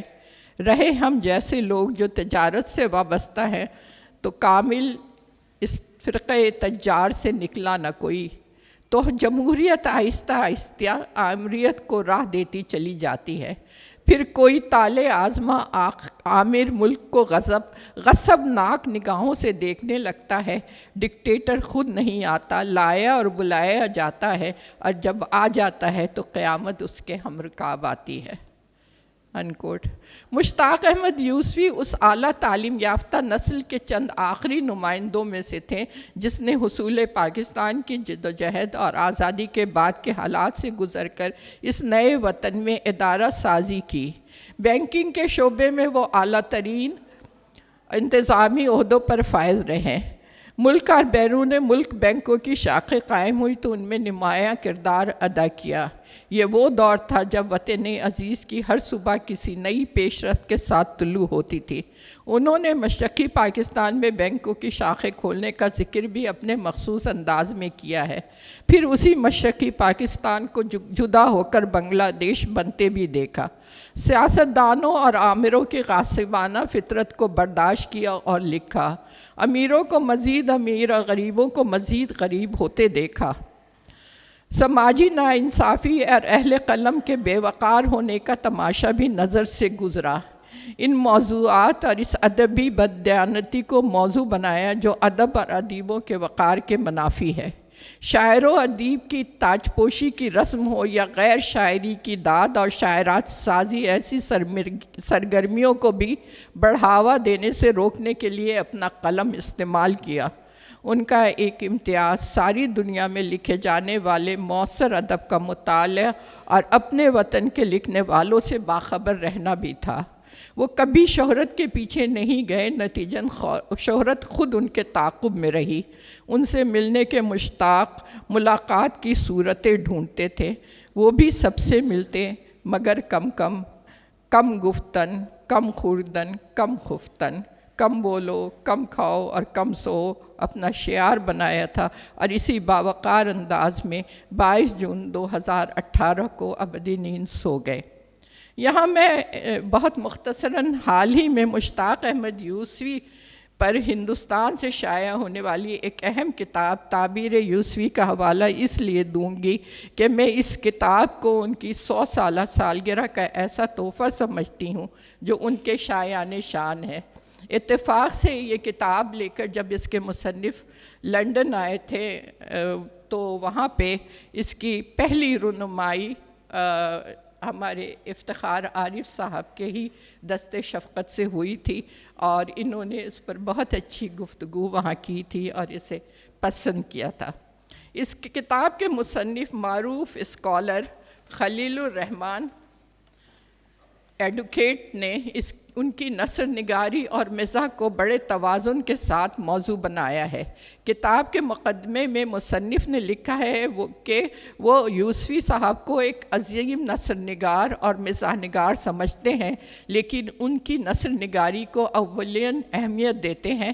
اپنے اس دعوے کی تصدیق وہ ان جملوں اور مثال سے کرتے ہیں، کوٹ، یوسفی اپنی تصانیف میں کسی بھی صورتحال کو مزح کا خیز بنانے سے زیادہ اسے معنی خیز بنا دیتے ہیں، اور یہ بے حد مشکل خلاقی ہے۔ یہ معنی خیزیت ایسی ہوتی ہے جو اپنی بظاہر سادگی یا سنجیدگی یا بلاغت کے باوجود بے اختیار تبسم اور ہنسی کا سامان ہو جاتی ہے۔ انہوں نے چراغ تلے کے ایک مضمون جنون لطیفہ سے ایک اقتباس پیش کیا ہے، جب سب باتیں حسب منشا و ضرورت طے ہو گئی تو ہم نے ڈرتے ڈرتے، یہ یوسفی صاحب کے جملے ہیں، جب سب باتیں حسب منشا و ضرورت ہماری منشا ان کی طے ہو گئی تو ہم نے ڈرتے ڈرتے کہا کہ بھئی سودا سلف لانے کے لیے فی الحال کوئی علیحدہ نوکر نہیں ہے، اس لیے کچھ دن تمہیں سودا بھی لانا پڑے گا، تنخواہ طے کر لو۔ فرمایا جناب تنخواہ کی فکر نہ کیجیے، پڑھا لکھا آدمی ہوں، کم تنخواہ میں بھی خوش رہوں گا۔ پھر بھی کہنے لگے 75 روپے ماہوار ہوگی، لیکن اگر سودا بھی مجھ کو لانا پڑا تو 40 روپے ہوگی۔ خلیل الرحمن مکمل دہلی والے ہیں۔ مشتاق احمد یوسفی سے ان کی کوئی ملاقات نہیں ہوئی، صرف فون پر باتیں کرتے رہے، مگر ان کی کتب کا مطالعہ اور مشاہدہ بڑی باریک بینی سے کیا ہے۔ ان کے مطابق جدت طرازی اور فصاحت مشتاق یوسفی کی نثر کی 2 بنیادی محاسن ہیں۔ وہ لکھتے ہیں، کسی بھی صورتحال کو عجیب تشبیہوں اور استعاروں اور اچھوتی ترکیبوں سے کس طرح صرف مضحک ہی نہیں بلکہ بلیغ تر بنایا جا سکتا ہے، اس کی مثال زرگزشت میں جا بجا موجود ہے۔ کتاب کے آخر میں خلیل الرحمن ایڈوکیٹ نے لکھا ہے کہ ہم اور اردو ادب کے 3 نقاد یوسفی کا ایک خیالی انٹرویو لکھا ہے انہوں نے انتخاب میں، اور یہ جدت پیش کی ہے کہ ان کے ہی انداز میں ان نقادوں پر لطیف طنز بھی کیا ہے جنہوں نے مشتاق احمد یوسفی کی تحریروں کے سنجیدہ مطالعے کی طرف توجہ نہیں دی ہے۔ کتاب کے اختتام پہ مصنف نے خند مکرر کے عنوان سے جو مثالیں مشتاق احمد یوسفی کی 5 کتاب سے پیش کی ہیں وہ مصنف کے گہرے مطالعے کا ثبوت ہے۔ یہ باب طنز و مزاح، تعریف و تاریخ اور روایت سے شروع ہونے والی اس کتاب کو مستند ثابت کرنے کے لیے ایک اختتامیہ ہے۔ بہت شکریہ۔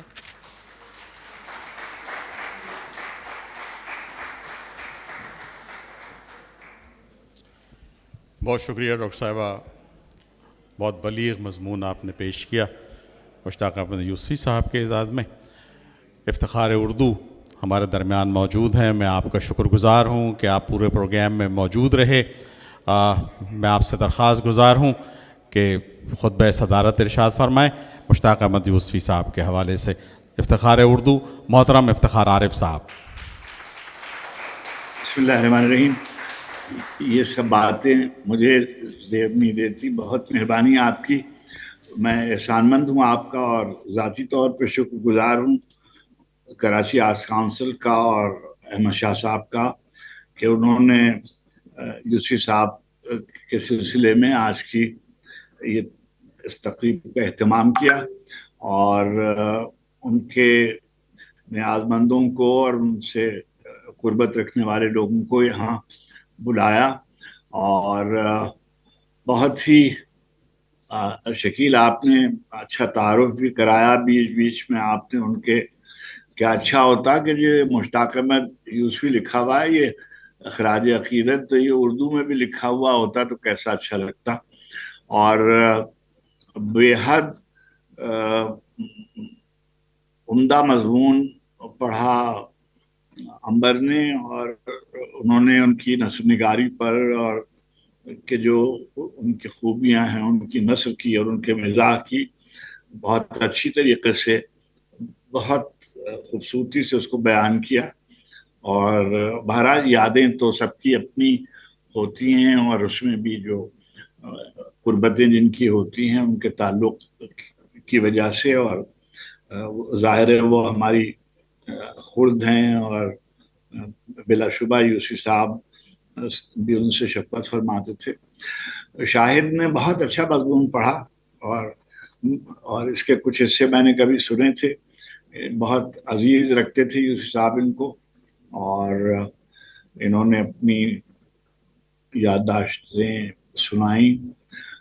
हुरी पब्लिशर हैं यूसी साहब की, उनकी बहुत झुर्कियाँ खाती थी और बहुत शक्कत उनकी देखी हुई है इन्होंने, और इनकी पब्लिशर भी थी, लेकिन उससे ज़्यादा उनकी कुर्बत थी, बहुत जाया करती थी। उनकी बीमारी के ज़माने में भी फातिमा ने यादें भी पढ़ी, उनके इक़्तिबासात भी पढ़े, और ताबीर यूसुफ़ी से भी उसका जिक्र किया, और यूसुफ़ी साहब की नस्र की जो खूबियाँ हैं उसको बयान किया। हमारी बेटी आई हुई है वसीमा, इसने बहुत खिदमत की यूसी साहब की, और ख़ास तौर पर यूसी साहब बहुत आसान आदमी नहीं थे। अगर आप उनकी शख्सियत में बाज़ ऐसी बातें थी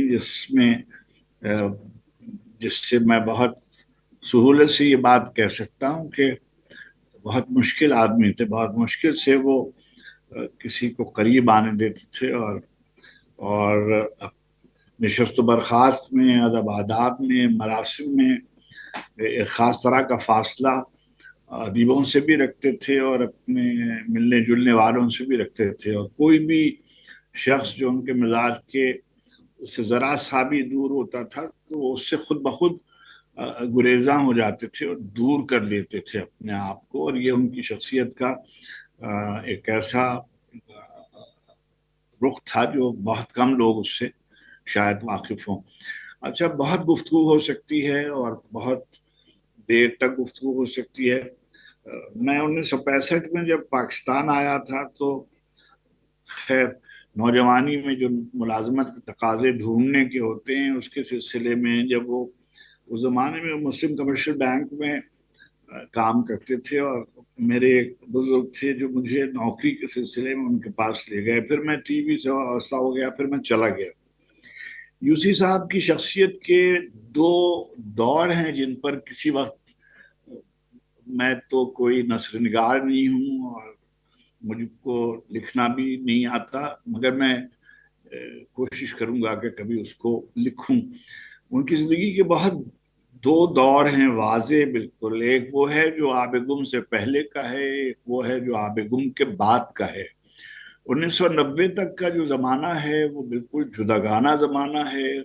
1990 के बाद की जो ज़िंदगी है वो बिल्कुल जुदागाना ज़िंदगी है।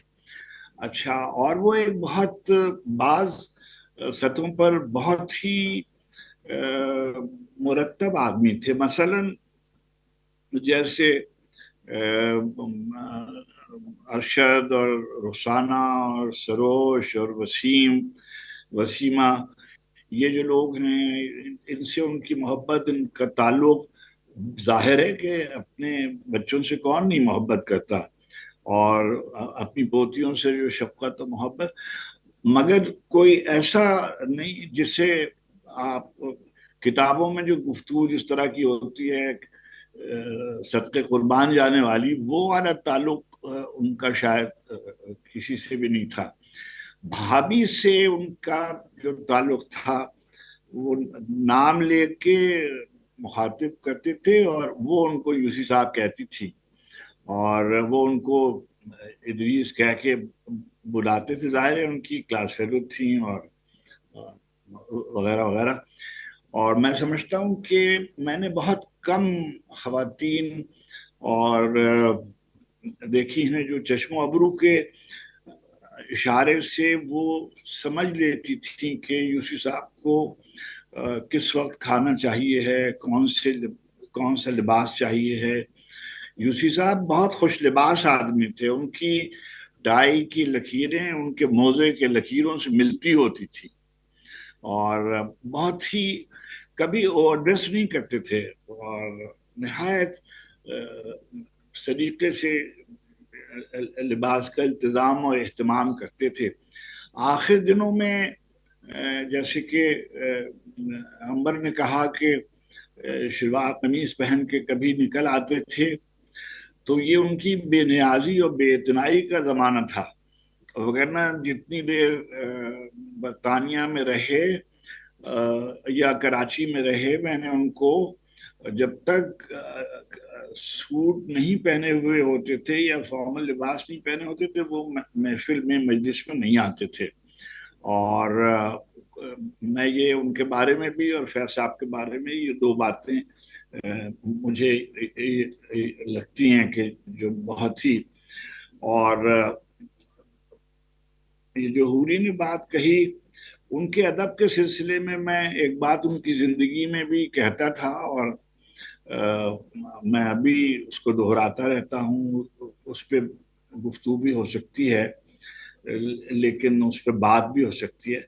मैं उनको उर्दू के बहुत बड़े नस्रनिगारों में शुमार करता हूँ, और जैसे अंग्रेज़ी अदब का मेरा मुताला तो ऐसा नहीं है कि मैं उनकी मिसालें दूँ, मगर जो कहा जाता है कि जो उर्दू के जो साहिब उसलूब नस्रनिगार हैं, अब हमारे यहाँ तो हर आदमी अजीम नस्रनिगार है और अजीम शायर है वगैरह वगैरह, तो और हर आदमी साहिब उसलूब है, तो अब क्या कहा जाए। मगर यूसी साहब जैसे गालिब जो है शायर तो अजीम हैं ही, वो नस्रनिगार भी बहुत बड़े हैं और साहिब उसलूब नस्रनिगार हैं। और मेरा ये ख्याल है, और ये मैंने बहुत से फोरम्स पे कहा हुआ है कि मैं उनको उर्दू का हमारे ज़माने के सबसे बड़े नस्रनिगार के तौर पर, साहिब उसलूब नस्रनिगार के तौर पर भी समझता हूँ। अभी जो हमारे ज़माने में जो नस्रनिगार थे, जैसे मुख्तार मसूद हैं या मुमताज़ मुफ्ती थे या अशफाक अहमद हैं, जिनको आप कह सकती हैं कि साहिब उसलूब नस्रनिगार थे, वहाँ हिंदुस्तान में अबुल कलाम आज़ाद और कुर्रतुल ऐन हैदर का जिक्र आता है।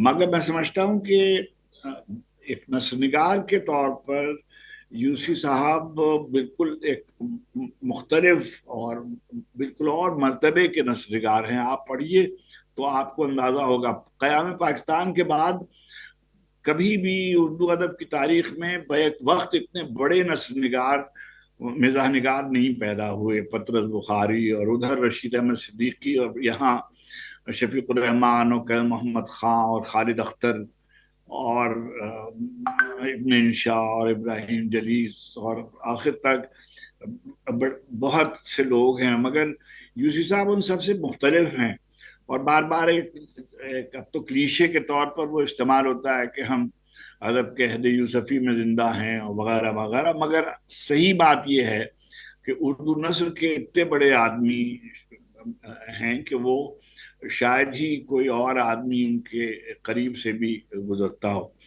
एक बात कहने की है और वो कही जानी चाहिए कि आबे गुम तक जो उनका सफ़र है वो बिल्कुल जुदागाना सफ़र है। शराख तले और खाकम दहन और ज़रगुज़श्त और आबे गुम, ये चार किताबें वो हैं जो उनकी अज़मत और उनकी फजीलत और उनके मर्तबे और मकाम के तयन में मुआविन होती हैं। और आम तौर पर ये होता है, आम तौर पर, यानी कोई बहुत से इस्तिस्ना होंगे, लेकिन देखा ये जाता है कि जैसे जैसे बतदरीज उम्र बढ़ती जाती है, तख्लीकी क़ुव्वत और जो सलाबत है उसमें ज़रा सा ग्राफ जो है वो मुख्तलिफ होता जाता है। नून राशिद और यूसी साहब, ये दो शख्सियतें ऐसी हैं कि जिन्होंने समझिए 70 बरस से ऊपर तक की उम्र में जो तहरीरें यादगार छोड़ी हैं, वो सब की सब ایسی ہیں کہ جو، اور خاص طور پر جو ان کا مرتبہ ہے آب گم کا، تو اگر اردو میں 4-5 کتابیں 100 برس میں منتخب کی جائیں یا تاریخ میں، تو آب گم جو ہے وہ اس میں یقیناً شامل ہوگی. اور جہاں تک ذاتی تعلق کا ہے، وہ میں نے اپنی زندگی میں بہت سے، کیونکہ میری ملازمتوں کے اور رزق کے مرحلے ایسے اداروں سے وابستہ تھے جہاں ادیبوں اور شاعروں سے ملاقات جو تھی وہ میری مجبوری بھی تھی، اور ظاہر ہے میں اس میں میرا انتخاب بھی تھا. تو اس اثنا میں مجھے بہت سے لوگوں کی قدم بوسی کی سعادت بھی میسر آئی، قربت بھی میسر ہوئی، تعارف بھی رہا اور اٹھنا بیٹھنا بھی رہا. مگر میں نے جتنا کچھ یوسی صاحب سے سیکھا اتنا میں نے شاید ہی کسی اور سے اتنا اثر قبول کیا ہو. زندگی کے بارے میں جو ان کا رویہ تھا اور زندگی کے بارے میں جیسا وہ دیکھتے تھے اور سمجھتے تھے، میں سمجھتا ہوں کہ بہت کم لوگ زندگی کی ادب کے بارے میں، بڑے ادب کے بارے میں کہا جاتا ہے اور شاید صحیح کہا جاتا ہے کہ وہ زندگی کی تفہیم میں آسانیاں اور رخ آپ کو دکھاتا ہے اور سہولتیں پیدا کرتا ہے.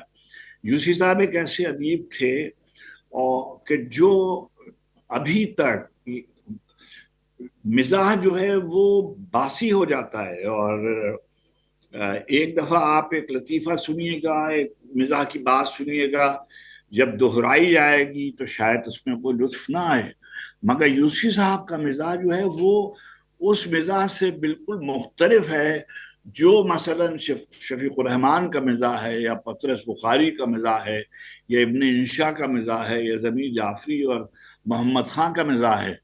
مشتاق احمد یوسفی ایک بالکل اور سطح کے اور ایک اور منزلت کے مزاح نگار ہیں.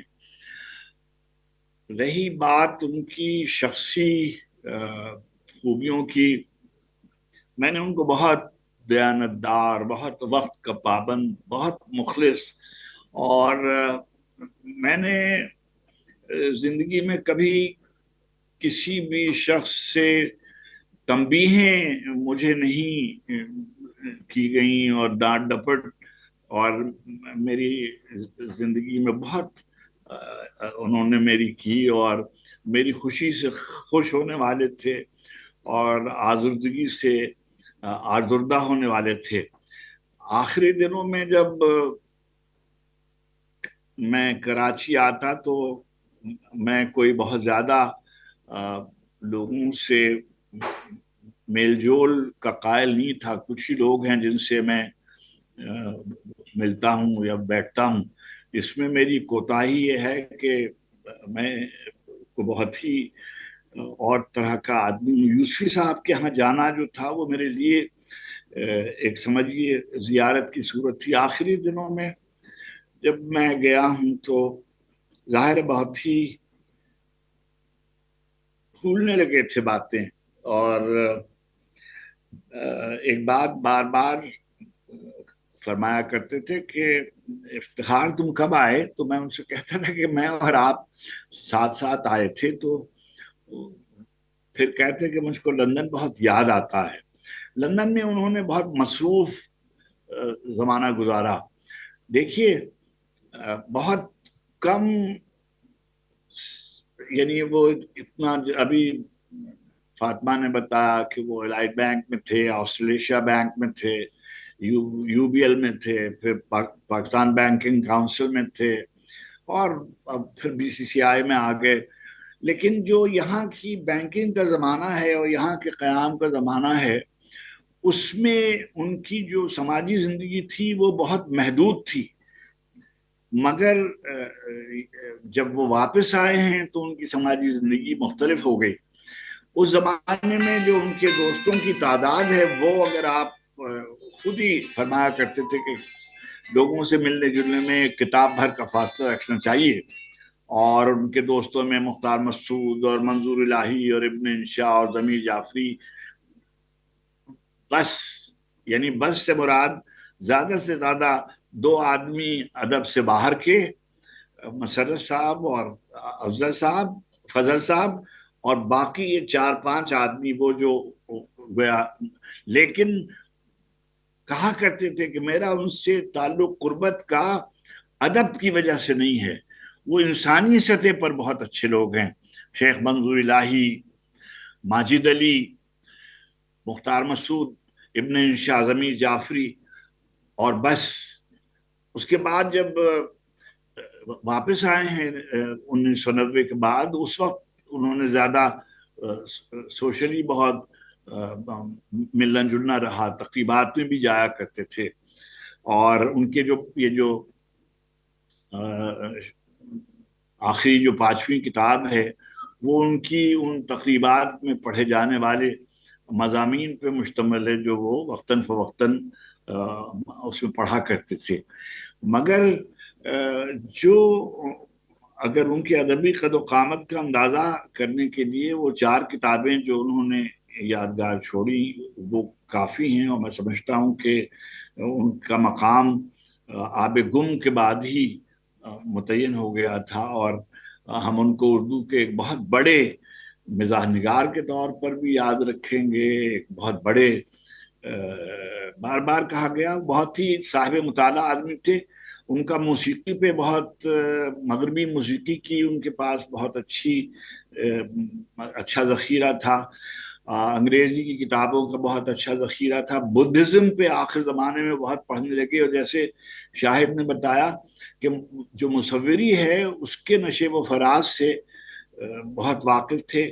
برطانیہ کے زمانے میں نے ان کو دیکھا کہ کوئی ہفتہ ایسا نہیں جاتا تھا جب وہ کتابوں کی دکانوں کی طرف نہ نکلتے ہوں اور کسی نئی کتاب کا تذکرہ نہ کرتے ہوں، کسی نہ کسی گیلری میں کسی نہ کسی پینٹر کی ایگزیبیشن میں نہ جاتے ہوں، اور کسی نہ کسی ہر صورت مہینے میں ایک دفعہ تھیٹر ضرور جاتے تھے. اور مجھ کو بھی یہ تنبیہ کرتے تھے کہ تمہیں جانا چاہیے، اور وغیرہ وغیرہ وغیرہ. مشتاق احمد یوسفی کا نہ ہونا جو ہے وہ ایک ادبی منظرنامے کو بہت اداس کرتا ہے، اور بہت ہی یعنی ایسے معلوم ہوتا ہے کہ جیسے کوئی ایک ایسا خلا ہے. یہ ایسی باتیں بار بار کہی جاتی ہیں کہ فلاں آدمی کے رخصت ہو جانے سے ظاہر ہے کہ ہماری زندگی میں جو آدمی جتنا شامل ہوتا ہے جب وہ چلا جاتا ہے تو اتنا ہی بڑا خلا ہمارے اندر باقی رہ جاتا ہے، اور اتنا ہی ہم بھی مر جاتے ہیں جتنا وہ آدمی رخصت ہوتا ہے. مشتاق احمد یوسفی شاید، اور حسیب احمد نے بہت ہی صحیح بات کہی کہ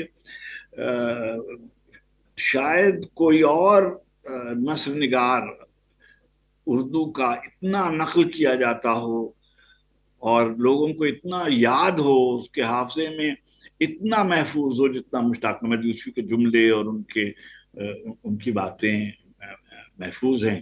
لکھنے کا اہتمام، یعنی آپ کے علم میں ہے کہ وہ سامنے کاغذ رکھ کر، اور ایک یہ جیسے حوری نے بتلایا کہ پینسل سے لکھتے تھے اور کاغذ کا ایک تھبا ان کے پاس رکھا ہوتا تھا، ایک جملہ ایک پیرے میں لکھتے تھے اور اس کو رکھ دیتے تھے، اور پھر کتنی چیزیں ہیں جو انہوں نے سمجھیے جسے کہتے ہیں ضائع کر دی اور اس کو شائع نہیں کروایا. بہت ہی منتخب لکھنے والے، اور جو بھی لکھا اچھا لکھا، کبھی اپنی تحریر پہ کمپرومائز نہیں کیا. یہ نہیں کیا کہ بس جو بھی لکھا ہے وہ سب چھپوا دینا چاہیے. مشتاق احمد یوسفی مثالیہ تھے، اور ادب میں ان کے جیسے مثالیے نہ ہماری زندگی میں ہیں نہ ہم نے تاریخ میں دیکھے ہیں. اللہ کریم نے ان کو زندگی میں بھی بہت عزت بخشی، اور لوگوں کے دلوں میں وہ زندہ ہیں. ان کی مقبولیت دن بدن بڑھتی جاتی ہے. دیکھیے لوگ کہتے ہیں یوسفی صاحب آسان نثر نگار نہیں ہیں، ان کے لفظ पाकिस्तानी ज़बानों के लफ्ज़ उन्होंने कितने खपाए, कितने खाबिदा लफ्ज़ थे जो उन्होंने अपनी नस्र में दोबारा ज़िंदा किए। जिस लफ्ज़ को छू देते थे वो लौ देने लगता था। कौन ऐसा नस्र निगार है और जिसने इतने जानदार जुमले लिखे हों और इतने जानदार नस्र लिखी हो और कभी आला नस्र से समझौता नहीं किया। अल्लाह करीम हमें उनको याद रखने की तौफीक अता फरमाए और उनसे सीखने की तौफीक अता फरमाए। और हम तो कोई दिन ऐसा नहीं जाता जिस दिन यूसी साहब को याद ना करते हों और उनका ख्याल ना आता हो या उनकी कोई बात याद ना आती हो।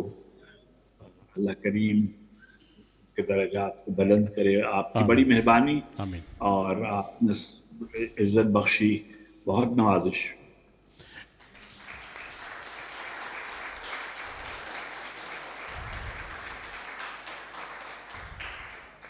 इफ्तिखार भाई, आपकी नवाजिश, आपने इतना वक्त दिया। मैं शाहिद रसाम साहब आपका, डॉक्टर अमरीन नसीब अंबर आपका, डॉक्टर फातिमा हसन, हुरी नूरानी, वसीमा भाभी और आप तमाम ख़वातीन और हज़रात का सदर आर्ट्स कौंसिल मोहम्मद अहमद शाह साहब की तरफ से शुक्रगुज़ार हूँ कि आप सब यहाँ तशरीफ़ लाए। हम इंशाअल्लाह इन प्रोग्रामात का इनेकाद करते रहेंगे, आइंदा भी अपने मशाहिर को याद करते रहेंगे। बहुत बहुत शुक्रिया।